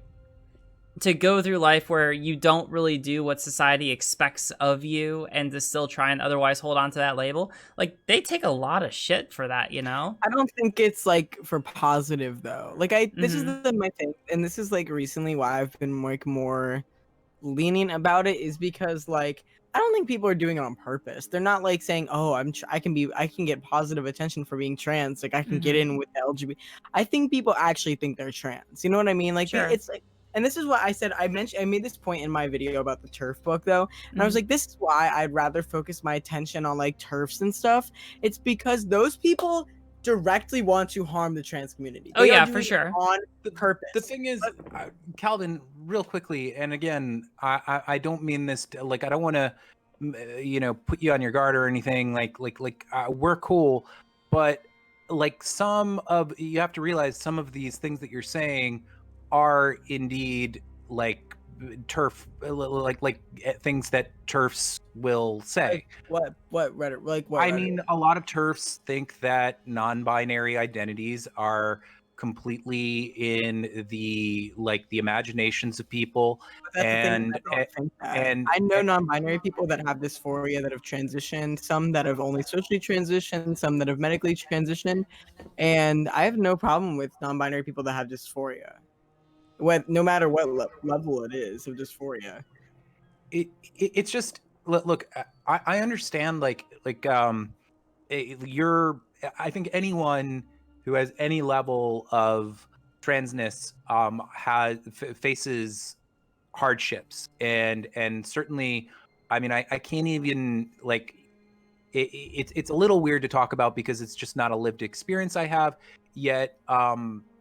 It's just, it's obvious that that's the case. I'm sure both you and Riley you're much better now, but you've had some at some point, and you've talked about it. You've talked about how difficult it's been for you, and so I can see where what you're talking about is born. Kind of like looking at other people that you don't think have the same kind of history, same sort of turmoils as you. But one, you don't know what kind of what kind of difficulties they've experienced. They could have all sorts of difficulties that you know nothing about. There can be things that they choose not to share with others. There can be a hardness just because they happen to be in either an area or have families that are incredibly unsupportive of them. There's all different ways that they can struggle as a result of what they have, and struggle just as much as you do in slightly different ways. And this is the last thing I'll say. I look at this in the same way that I look at the way that I wish the left could be. There's so many people on the left, and very few of them do I want to kind of like gatekeep and keep them out of the left, because I think that we're stronger as a unit. And so I don't know, Riley, maybe you and Kalvin, you can tell me if you think that there's any validity here, but I think that there is strength in numbers, and that like having everyone who just does not feel comfortable as the gender that they were assigned.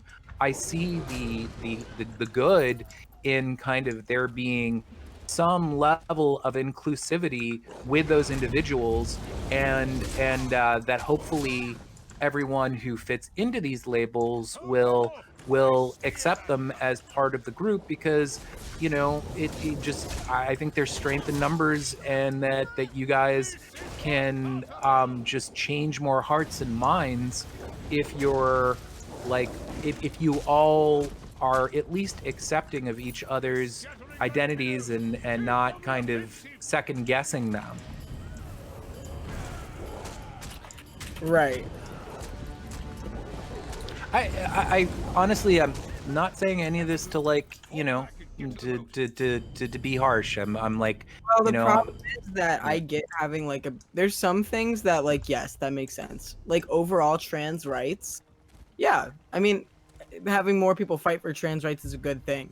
You know what I mean? Like in general, the acceptance of trans people, and not viewing us as I get that the majority of people that are transphobic are just going to be transphobic, regardless if you're a good trans or a bad trans. You know what I mean? Someone like Buck Angel trying to who's really trying to because we talked about this earlier about Buck Angel, Riley, but Buck Angel, he seems like he just wants all this validation. You know what I mean? It's Sure. oh, I'm one of the good ones. So I can see that. But I also think in other ways there are definitely people that people in the trans community have different goals too. For example, and maybe this isn't all people that you mentioned, I don't think it's all people, but I've seen people that want to demedicalize being trans. In its entirety. They don't want it to be seen as a medical thing at all. But other people rely on the medicalization of being trans for access to more scientific studies done on trans people, more research about hormones, and then more access to insurance companies. Can I ask you just real quickly what you mean when you say demedicalize? I'm not entirely sure what you mean. They don't want gender dysphoria to be seen as a medical condition. Okay. Well, They I don't mean, want- hold on. I think we talked about this a little bit earlier. That might be straw manning a little bit. I don't think that people necessarily want to demedicalize dysphoria. I've seen it before. Okay, Friend, then that would be something that I would disagree with, right? I don't see necessarily demedicalization of dysphoria to be a thing that's good to vouch for, right? Because I mean, like, dysphoria is like a medical, like it's something which requires medical treatment. It's the reason why you're able to justify to like a medical professional, like, hey, I suffer dysphoria, health insurance provider, please help me, I need this to live, right? I get that. I think that that's more for me, like, there are some trans people who have dysphoria and therefore have a medical need to get assistance, like, or to get, like, who have a need to get medical assistance, and there are some people who don't, you know? I think that's usually where I see a lot better of a line to be drawn, you know? Where it's not so much like demedicalizing being trans, or demedicalizing dysphoria rather, but just like not saying that every single trans person has to have a medicalized framework for understanding themselves, you know? That's usually how I see it. I can concede to that. Like I said, I get that, like, in terms of like how we define trans nowadays. Yeah. You know what I mean? It does have this broader meaning to encompass those people. Yeah. Well, here, all right. So I think I know. So can I ask you a question then? Yeah. So like, if the problem, because it sounds to me like the main problem at the end of the day is that like the term that we, you know, like the broad definition of what it means to be trans is like too broad. Well, what's like the issue with that? I mean, like, I think that you've articulated that there's like an issue that there might be like a conflict of goals, or there might be like people who might suffer some, like, who might try to represent your views. Identity. I don't want people to view my like being transgender as, because like saying you don't need dysphoria creates the assertion that like you don't need to transition. Like, if you don't have dysphoria, if you don't have this internal conflict with the sex you were assigned at birth, then what's the reason for transitioning? Well, I mean, like, yeah. If it's not broke, don't fix it. Like, you don't need to do it, but even if you do it because you like it better, or I like being a man better than I like being a woman, it feels more comfortable for me. Yeah. First of all, I think that the whole gender euphoria argument, I think that is a dumb argument. I think that in a way, if you are really euphoric about identifying as a different gender, that would fall under gender dysphoria, because in order to feel that euphoria, you have to feel some disconnect from the gender you were assigned at birth. I think that, like, in a way, gender euphoria and gender dysphoria are like mutually like together. Like, I just don't talk about gender euphoria, but I feel gender euphoria. Like, transitioning gave me gender euphoria. So my thought is that by making this assertion that you don't need gender dysphoria to be trans, you're saying it's a choice rather than a necessity. And if those people want to identify as trans, they can, but I still feel as though there needs to be a distinction between, like, for me, I would have killed myself if I didn't transition. These people, they could have, there's a lot of people out there who they identify as transgender because it makes them more comfortable, and that's fine, and you like being trans. But if you're not doing it completely out of necessity, you could go back to living as your birth gender and be completely fine, whereas I couldn't. Yeah. Not necessarily. Well, it sucks because there's two of us responding to this. Sorry, going on. No, I'm not. I just was chiming in just to say that. So go ahead. Somebody that, so like, if somebody could not, like, it's just crazy to me that there's people out there that they kind of identify as, like, let's say a non-binary female. Like, let's talk about someone that went to my school, right? I had this person that went to school with me in high school who identified as non-binary, but went by she pronouns. Didn't ever, she not only like didn't transition at all, but like would wear clothing, and I know like clothing doesn't matter, but that completely accentuated her like female secondary sex characteristics, right? Like things that would like cause her. People in the chat are like, Calvin, you're posting cringe. This is my opinion, everyone. Right. Where I'm coming from with this, you're obviously not like looking at both sides. You're being very one-sided here, and I'm not saying that I misgender anyone. I'm not saying that I'm going to invalidate anyone's gender, and I denounce anything I've done in the past that did that. But I do think that I have a valid criticism to say that there needs to be a distinction between people that would literally rather die than go back to having to present or walk around in society as their gender assigned at birth, and people that just can identify as trans online but then don't mind being referred to and called their sex that was assigned at birth in everyday life besides the internet. Why do you feel that's so valid? I mean, so vital? Because it's just insulting to what trans people have been through, and like to the fact that like if there was a gender, like let's say there was like a genocide of trans people or something, like there are people out there that could take their pronouns of their bio and stop identifying as trans and be completely fine, whereas someone like me or Riley that have been medically transitioned and like permanently marked as trans like through surgery or like whatever, like it just to me there needs to be a distinction. So if they want to be called trans under today's definition of transgender, that's fine. And honestly, I'm not going to actively try to change that. I'm not actively going around trying to like do that. And I know I've done it in the past, but to me, that's not important anymore. I have more important things going on. Like I have more things that I'm more interested in nowadays. And I am more interested in leftist, like actual politics rather than human rights. But I don't think my opinion on that will ever change, even if I'm not actively going around like spewing it. Okay. Can I say something on that? Totally. So I just want to be very careful because I mean, like right here, we're sort of defining. I mean, like I just want to advise that maybe this won't. I mean, like you said that you know that this is something that you'll never move on, right? But I just want to be careful because what you've articulated is a very subjective standard for whether or not someone is trans, right? Like it at least in the sense that like it goes to whether or not, I mean, like it's a standard based on like, I guess, investment plus suffering. And I just want to be careful with that because I mean, like it gets kind of away from being able to know objectively who is and who is not trans and being able to evaluate people on that basis, right? Like, you know, we could invent scenarios where it might not be adequately discernible. Like for example, let's say that we construct a hypothetical, like a non-binary person who goes on microdosing of HRT, right?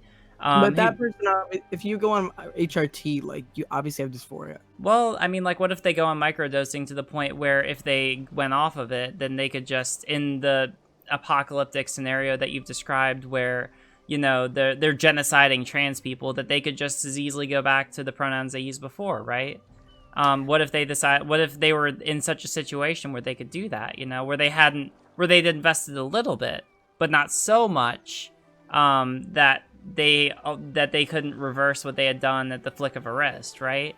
Like, you get into this weird situation where it's not really clear whether or not they have, in the way that you described, like permanently marked themselves, you know, at least to the point where it would be discernible after the fact whether or not they were like markedly trans, right?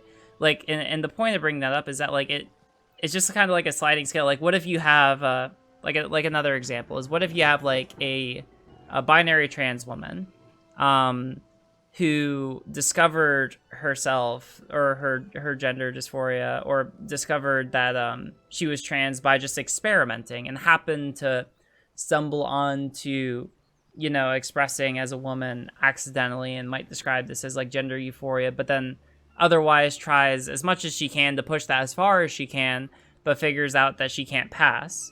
Well, in the scenario that you described, well, I mean, like she experiences a lot of suffering that's real. But she might be able to, again, like at the flick of her wrist, go back to presenting as a guy if the gender apocalypse comes, you know? Like, I don't think the gender apocalypse is gonna come, by the way. Like that. Yeah, I know. Like it is. Like it's it's a hypothetical we're playing around with. These people in chat that are being like really fucking stupid, to be honest. Like people are just like, oh my god, let me not get mad. Let me not get mad. Let me not get mad. Oh like, yeah, this you're person. good. Calvin, anyone who identifies as a gender other than the one assigned at birth or identifies as trans, they feel a disconnect with the gender they were assigned at birth. Dysphoria is a significant discomfort with the gender assigned at birth. It's not what you're describing. Oh, First where is that? If that person comments that, I would please pull up the definition of dysphoria, because it doesn't say significant discomfort. And if that's the medical definition, then maybe that needs to change, because I don't really think that you need to feel this like self-hatred to be dysphoric. I don't Oh, think hold that on. Where's this? Hold on. Where's this commenter? Is this in my Discord? it's on your stream chat. And like I can also, like I've said Oh, I like see it. 4 times now to the people in chat. Also, Mhm. Riley and Vadim, you guys aren't being like abrasive or anything. It's not you guys that are like getting me worked up, it's the people in chat. Mhm. I also have conceded like at least 5 times that I Yeah. agree that yes, anyone who identifies as a gender other than the one assigned at birth is transgender. That's Mhm. the definition. Right. I suppose that and this might be the issue now, right? Because I mean, like, I think that everyone kind of sees that it's kind of like this question of like, it seems like A, you want it to change, and B, the reason that you want at least that definition to change, and B, like the reason that you want it to change. Like I'm having a hard time grasping like a objective basis for wanting it to change other than just like a personal preference about like who has endured enough suffering. Like I understand the distinction that you're trying to draw, and mind you, like I don't think I disagree with the idea that like you and I have very different experiences from like other people, you know? Like that's entirely true. I'm not like, no one is arguing that, right? It's just like a matter of whether or not we're using that as a basis to exclude other people from the category, right? And I mean, like, I understand that, like, yeah, it is a very markedly, a pretty marked distinction from us, but like, there are plenty of distinctions in categories. Like, there are plenty of different kinds of just like women in general. There are plenty of different like, if you look in any category, you're going to find like a wide different range of experiences. This is what my endocrinologist said about it because I asked her opinion on it, and Sure. you look at it, depression, like Yeah. you have someone who something event happens to them in their life and they get really depressed and they're like super depressed like a week or two and they need to talk to their therapist, but in general they're not depressed all the time. They just go through. But then you have someone with like clinical depression that's just depressed constantly and can't live their life without some sort of like medication. And like she said, they're both depressed, they're both experiencing depression, but Yeah. they're not experiencing the same thing. Yeah. And I think So, or sorry, if you want to say something on that, but I think that kind of gets at what I was saying, right? like, again, I know that in the past I've been much harsher and stuff like that, but I think that, and maybe this is my personal objective, like thing based on my life and stuff like that, and I don't really think that that's if I'm not, and if I work towards actively like not misgendering people, not saying the Yeah. wrong name, like, and I'm not actively trying to kick them out of trans spaces. I've never actively done that. I've never gone into like a P flag meeting and been like, leave. I've never done that. You know, like I would never do that. And like people, they were like, oh, someone like called me out for saying human rights shouldn't be a political issue. Yeah, because I don't think that fucking abortion should be illegal because that's it's like a separation of church and state types of people were like criticizing me over that. Y'all need to remember that I agree with you. So before chat goes crazy, I don't think that like black people should be hated like by like that's what I mean by it being like a political issue. Like a mask is not a political issue, it's a human rights issue, you know. But that's like off topic. It's just mostly like I can't look at someone like Goth Fruits, for example, I was talking about earlier, who will never transition, completely lives socially as a woman, and only calls themselves trans online. In my own mind, maybe I shouldn't say it out loud, I guess, to avoid hurting people's feelings. I just can't, in good faith in my own mind, look at that person and be like, you are trans masculine in the same sense that I'm trans masculine, because it's just so different. So let me maybe I can remedy this. Can I ask you a hypothetical? Sure. Okay. So let's say I love your hypotheticals. yeah. Hey, listen, it's apparently the brand, or at least it's part of it. All right. So let's say that you are, you're dating. You have a girlfriend, right? Okay. So let's say that you're meeting your girlfriend's family for the first time. I don't know if you've met I assume you've met their family before, but let's say that you're meeting their family for the first time. Okay. And let's say that you're meeting specifically her father for the first time. Okay. And let's say that you two, he doesn't even know that you're trans, right? Like, it's just completely like he has no idea. And you haven't told him. There's no reason that he would know. But while you're sitting at dinner or you're otherwise just talking to each other, the subject of trans people come up, right? And while you're talking about it, he says something to the effect of the following. Oh, I mean, I don't get trans people. I don't understand them. And personally speaking, I don't really see them as, like, valid. Like, I don't see trans women as women. I don't see trans men as men. That's my personal thing. But, like, I'm not going to go out and, like, misgender them. I'm going to call them what they ask me to. I'll call them what names and pronouns they want me to. But personally speaking, I don't really see them as who they are. Because I just don't think that they fall into what I define as men or women. Okay. But what's the justification for that? I'm sorry, what? What would be the justification? Like, because all right, let's say that he uses like a biological essentialist argument. Like, let's say that he uses an argument of like XX equals men and XY equals boy, right? Or XY equals girl. Again, like we're just like I'm not saying that he's a rational person. Right. In fact, I'm saying the opposite. But I think what I'm saying here is, though, if the hypothetical is like, okay, so he's doing that and that's wrong, and so then therefore, like, if you make an analogy, like what I'm doing should be like fit the same way.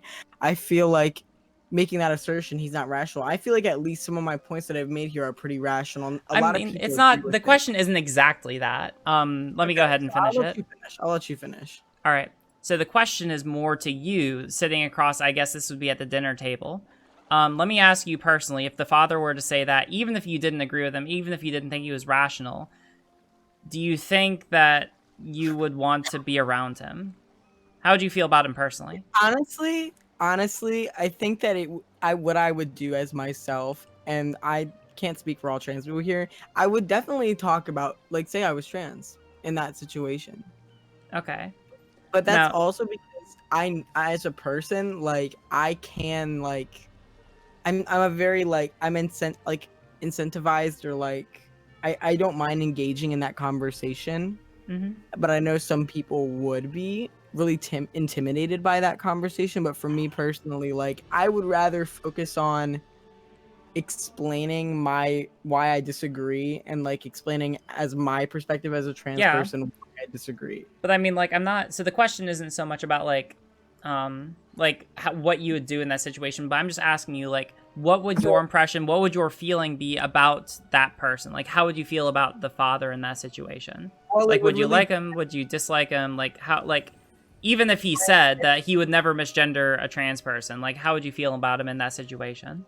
I think it would be hard. Like, my initial obviously would be like, you're misinformed. Like, this is wrong. Like, I don't like your opinion. But I wouldn't judge his character completely on just that one conversation, because I don't know if he's had access to more information, or if he's not ever had a conversation about it, or like he's been like fed media that is really biased and that's all he's been able to find. Like, I would have to like engage in a conversation to find out more about like his character and ability to like accept new ideas. Okay. Now let me ask you a follow-up question. Do you think, because again, like I'm arguing, like, again, like I share your perspective ultimately, so I'm arguing a little bit from a perspective from the, like, in defensive perspectives that I don't share the lived experience of. Right. If we're talking about people who you don't have a lived experience with, and I don't, and Vadim certainly doesn't, do you think it would at least be prudent to talk to people who have that sort of lived experience and maybe try to learn more about them from them? Just as a suggestion. Yeah, and I mean, I'm open to that. You know what I mean? Like, if somebody who doesn't have dysphoria and identifies as transgender wants to have a conversation with me, like, I'm open to that any day of the week. Well, hey, I know just the person, but I can set that up. Like, ask if they're interested. I would love to have them on my channel if they're comfortable, or even just on your channel if they're more comfortable with that. And obviously I can be respectful, and like I'm interested in the perspective, but I just haven't, but I've just tried to have conversations like that, and I've never heard a point made that really changed my mind on it. Okay. Because Kalvin, I mean, like, sorry, go on. Oh, I'm sorry. Okay, I'll just say this, ask this real quick. I assume you know this, but I just want to just clarify. You are aware that there are plenty of people who identify as non-binary who have been suicidal as a result, who basically the experience that they have is extremely difficult for them, right? Or I is have that no not problem something? with those people.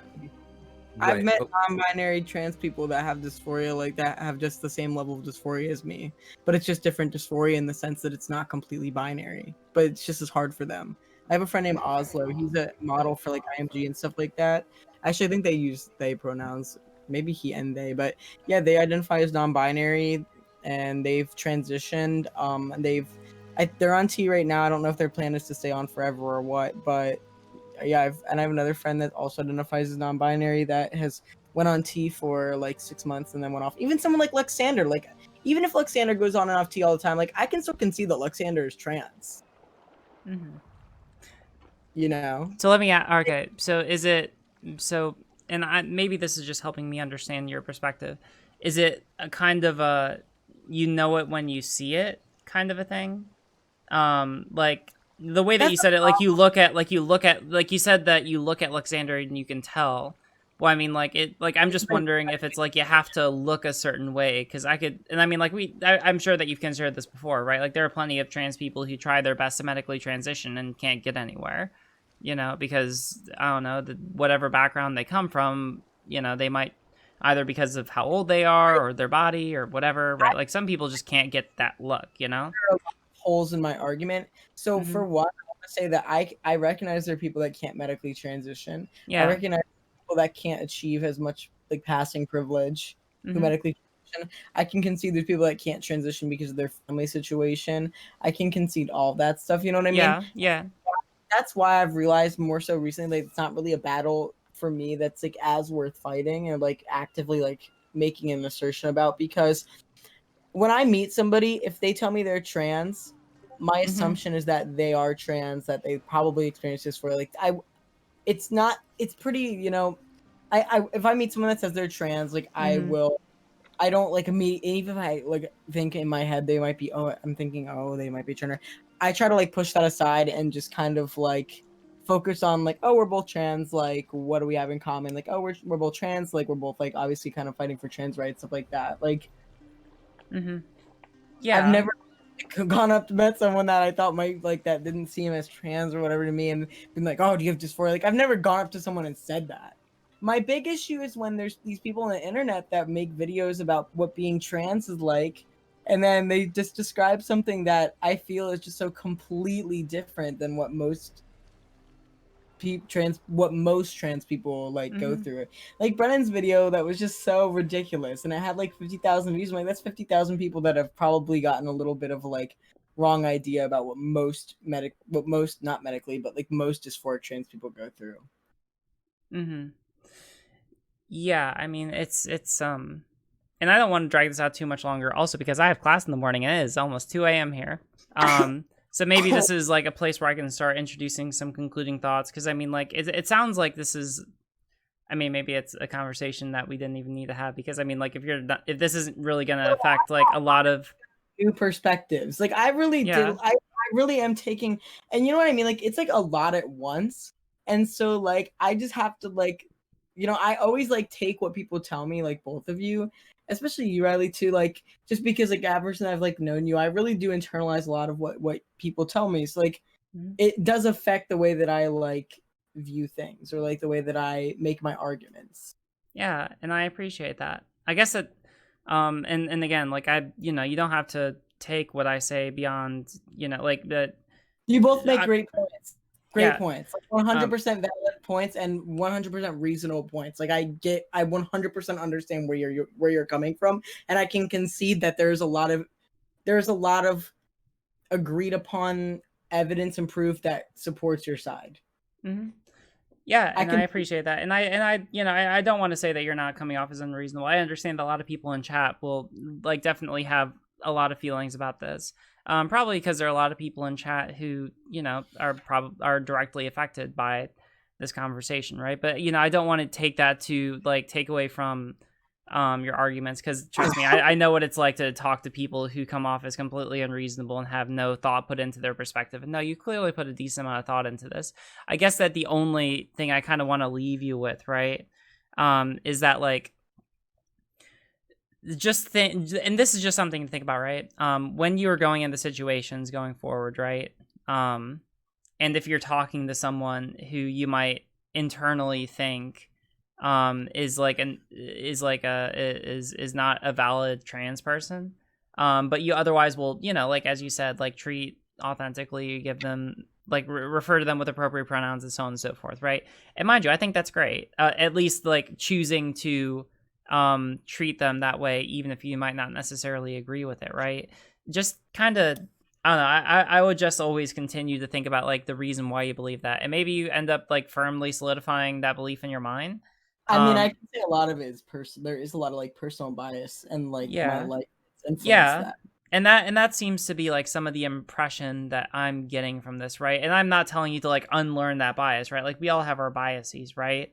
I think that it's like a big part of like figuring out what our biases are and just kind of like growing with them or growing through them or doing whatever with them is just kind of recognizing them for what they are, just so that we can have more control over them, right? Like I have a ton of biases, right? And if I wanted to be like completely honest, I probably like at an intuitive level share some of the biases that like even you've expressed, right? And I know a lot of people have. Like I've made the claim on here that most trans people probably experience like some level of these kinds of feelings when they talk to other people, right? I could probably name other instances it's happened to me like over the course of this week, right? I just always try to challenge myself to, like I said earlier, not judge people by virtue of the fact that I can't relate to them. And I always just try to educate myself more, right? And I think that that's always like fundamentally like rule number one. If I don't understand something, I just try to learn more about it, right? And maybe I learned something, but I usually will try to make sure that I'm educated on something before I go and I do something which especially might impact someone else's livelihood, right? Like make a public statement or like make a video or what have you, right? I think that advocating for education is always like the best way to go about these sort of situations, because like if you educate yourself, well, even if you say something which people disagree with, then you can always be like, all right, well, I tried my best. If I was wrong or if I said something that I disagree with, then please tell me where, please show me where, and like prove me wrong, That's basically, and so far it hasn't, that hasn't steered me wrong. Right. Yeah. I don't know. I kind of I monologued a little bit there for a second. Is there anything else that we want to talk about? Otherwise, I think I have to pass the ever loving fuck out, because I did not listen. I was getting on here to play some Elder Scrolls Online and study for classes tomorrow, and that did not fucking happen. I just wanted to say two quick things. One is, Kalvin, definitely check out. You mentioned the Journey to the Center of the Turf video. I'm gonna watch that right now. I've been waiting this whole stream to get off and watch it. I think you'll enjoy it. Riley makes a guest appearance at the end, just the only other thing is that just make sure that I mean, like, I'm way older than both of you guys. Somewhere between 32 and 70. I still try as often as possible to just challenge what it is that I think to expand my knowledge base. And there is just a wide range of gradients, ways in which people express their particular genders, and I don't think any of them are invalid. I'm not saying that you think that, but just it's just go out there and just be dedicated to having your mind open and continue learning, I guess, is all I'm saying. And as long as you're willing to do that, then cool. Yep. No, right. I definitely, I definitely like am open to like and learn more. Y'all gotta remember, I'm also just more getting into this side of things. I wasn't as open about it before, so I'm saying my mind could change. I'm not. I've changed my mind on a whole lot of things over the years, so my mind can always change. Yeah, sorry, go on. I didn't want to interrupt you. My just biggest idea, I guess, about it is that I don't see the point in identifying as trans if you don't have dysphoria. I don't see the point of it. But well, hey, I mean, know, like we can talk to people, you know, like that's the cool thing about the internet is like there are plenty, like there's no shordage of people with that experience. I would love to talk to your friend. I would really love to talk to him. Seriously, I promise I will be 100% respectful. Because I'm genuinely curious to hear it from somebody that doesn't have any dysphoria and identifies trans. Like, why they want to identify as trans? Like, what about being trans they feel so connected to? Hey, listen, I can set that up. I can mediate, and maybe that'll be my role in all this. Hey, you know, we're playing by ear. Oh, you can mediate for that if you mediate for the Buck Angel conversation. Oh, fuck me. Oh shit, that's a whole nother thing. Everyone chat, I'm trying to get Buck Angel on. I think it could be hilarious. I really think it'd be goddamn. hilarious. Oh, that would be a fun time. Well, I mean, like, are you saying that you want to debate Buck Angel, or like you're trying to get him to debate me, or like are you like what are you trying to get? Open. I think he'd be more open. Like we'd be more likely to get him to like come on to like at least one channel if it was me because he knows me. You know what I mean? Yeah. But if I had like, other people come in, like what's he gonna do about it? You know? Ooh, yeah, I get that. I mean, listen, I'm totally like I've moderated debates before, so I have experience with it. I'm actually gonna be saying neutral. Yeah. No, I mean, like, and I will, you know, I'm actually going to be judging for college mock trial tomorrow, so I'm literally going to be getting some practice in right around the corner. But yeah, let me know if that's happening, and I will 100% moderate that. That sounds like a grand old time.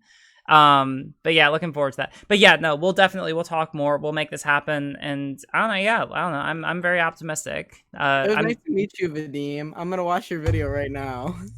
That's awesome. I'm psyched that you're gonna get a chance to watch it.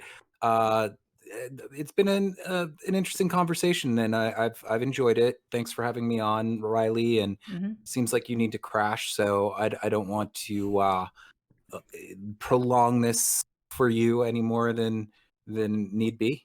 Nice meeting you, Kalvin. If either of you have any videos that you want to send me or like information you want to send me, like I know Riley sent me a research document and stuff.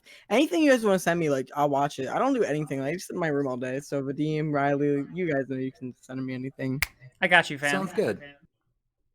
All right. Well, hey, I'll talk to y'all later. Or yeah. Yeah. And thanks for everyone who's been watching.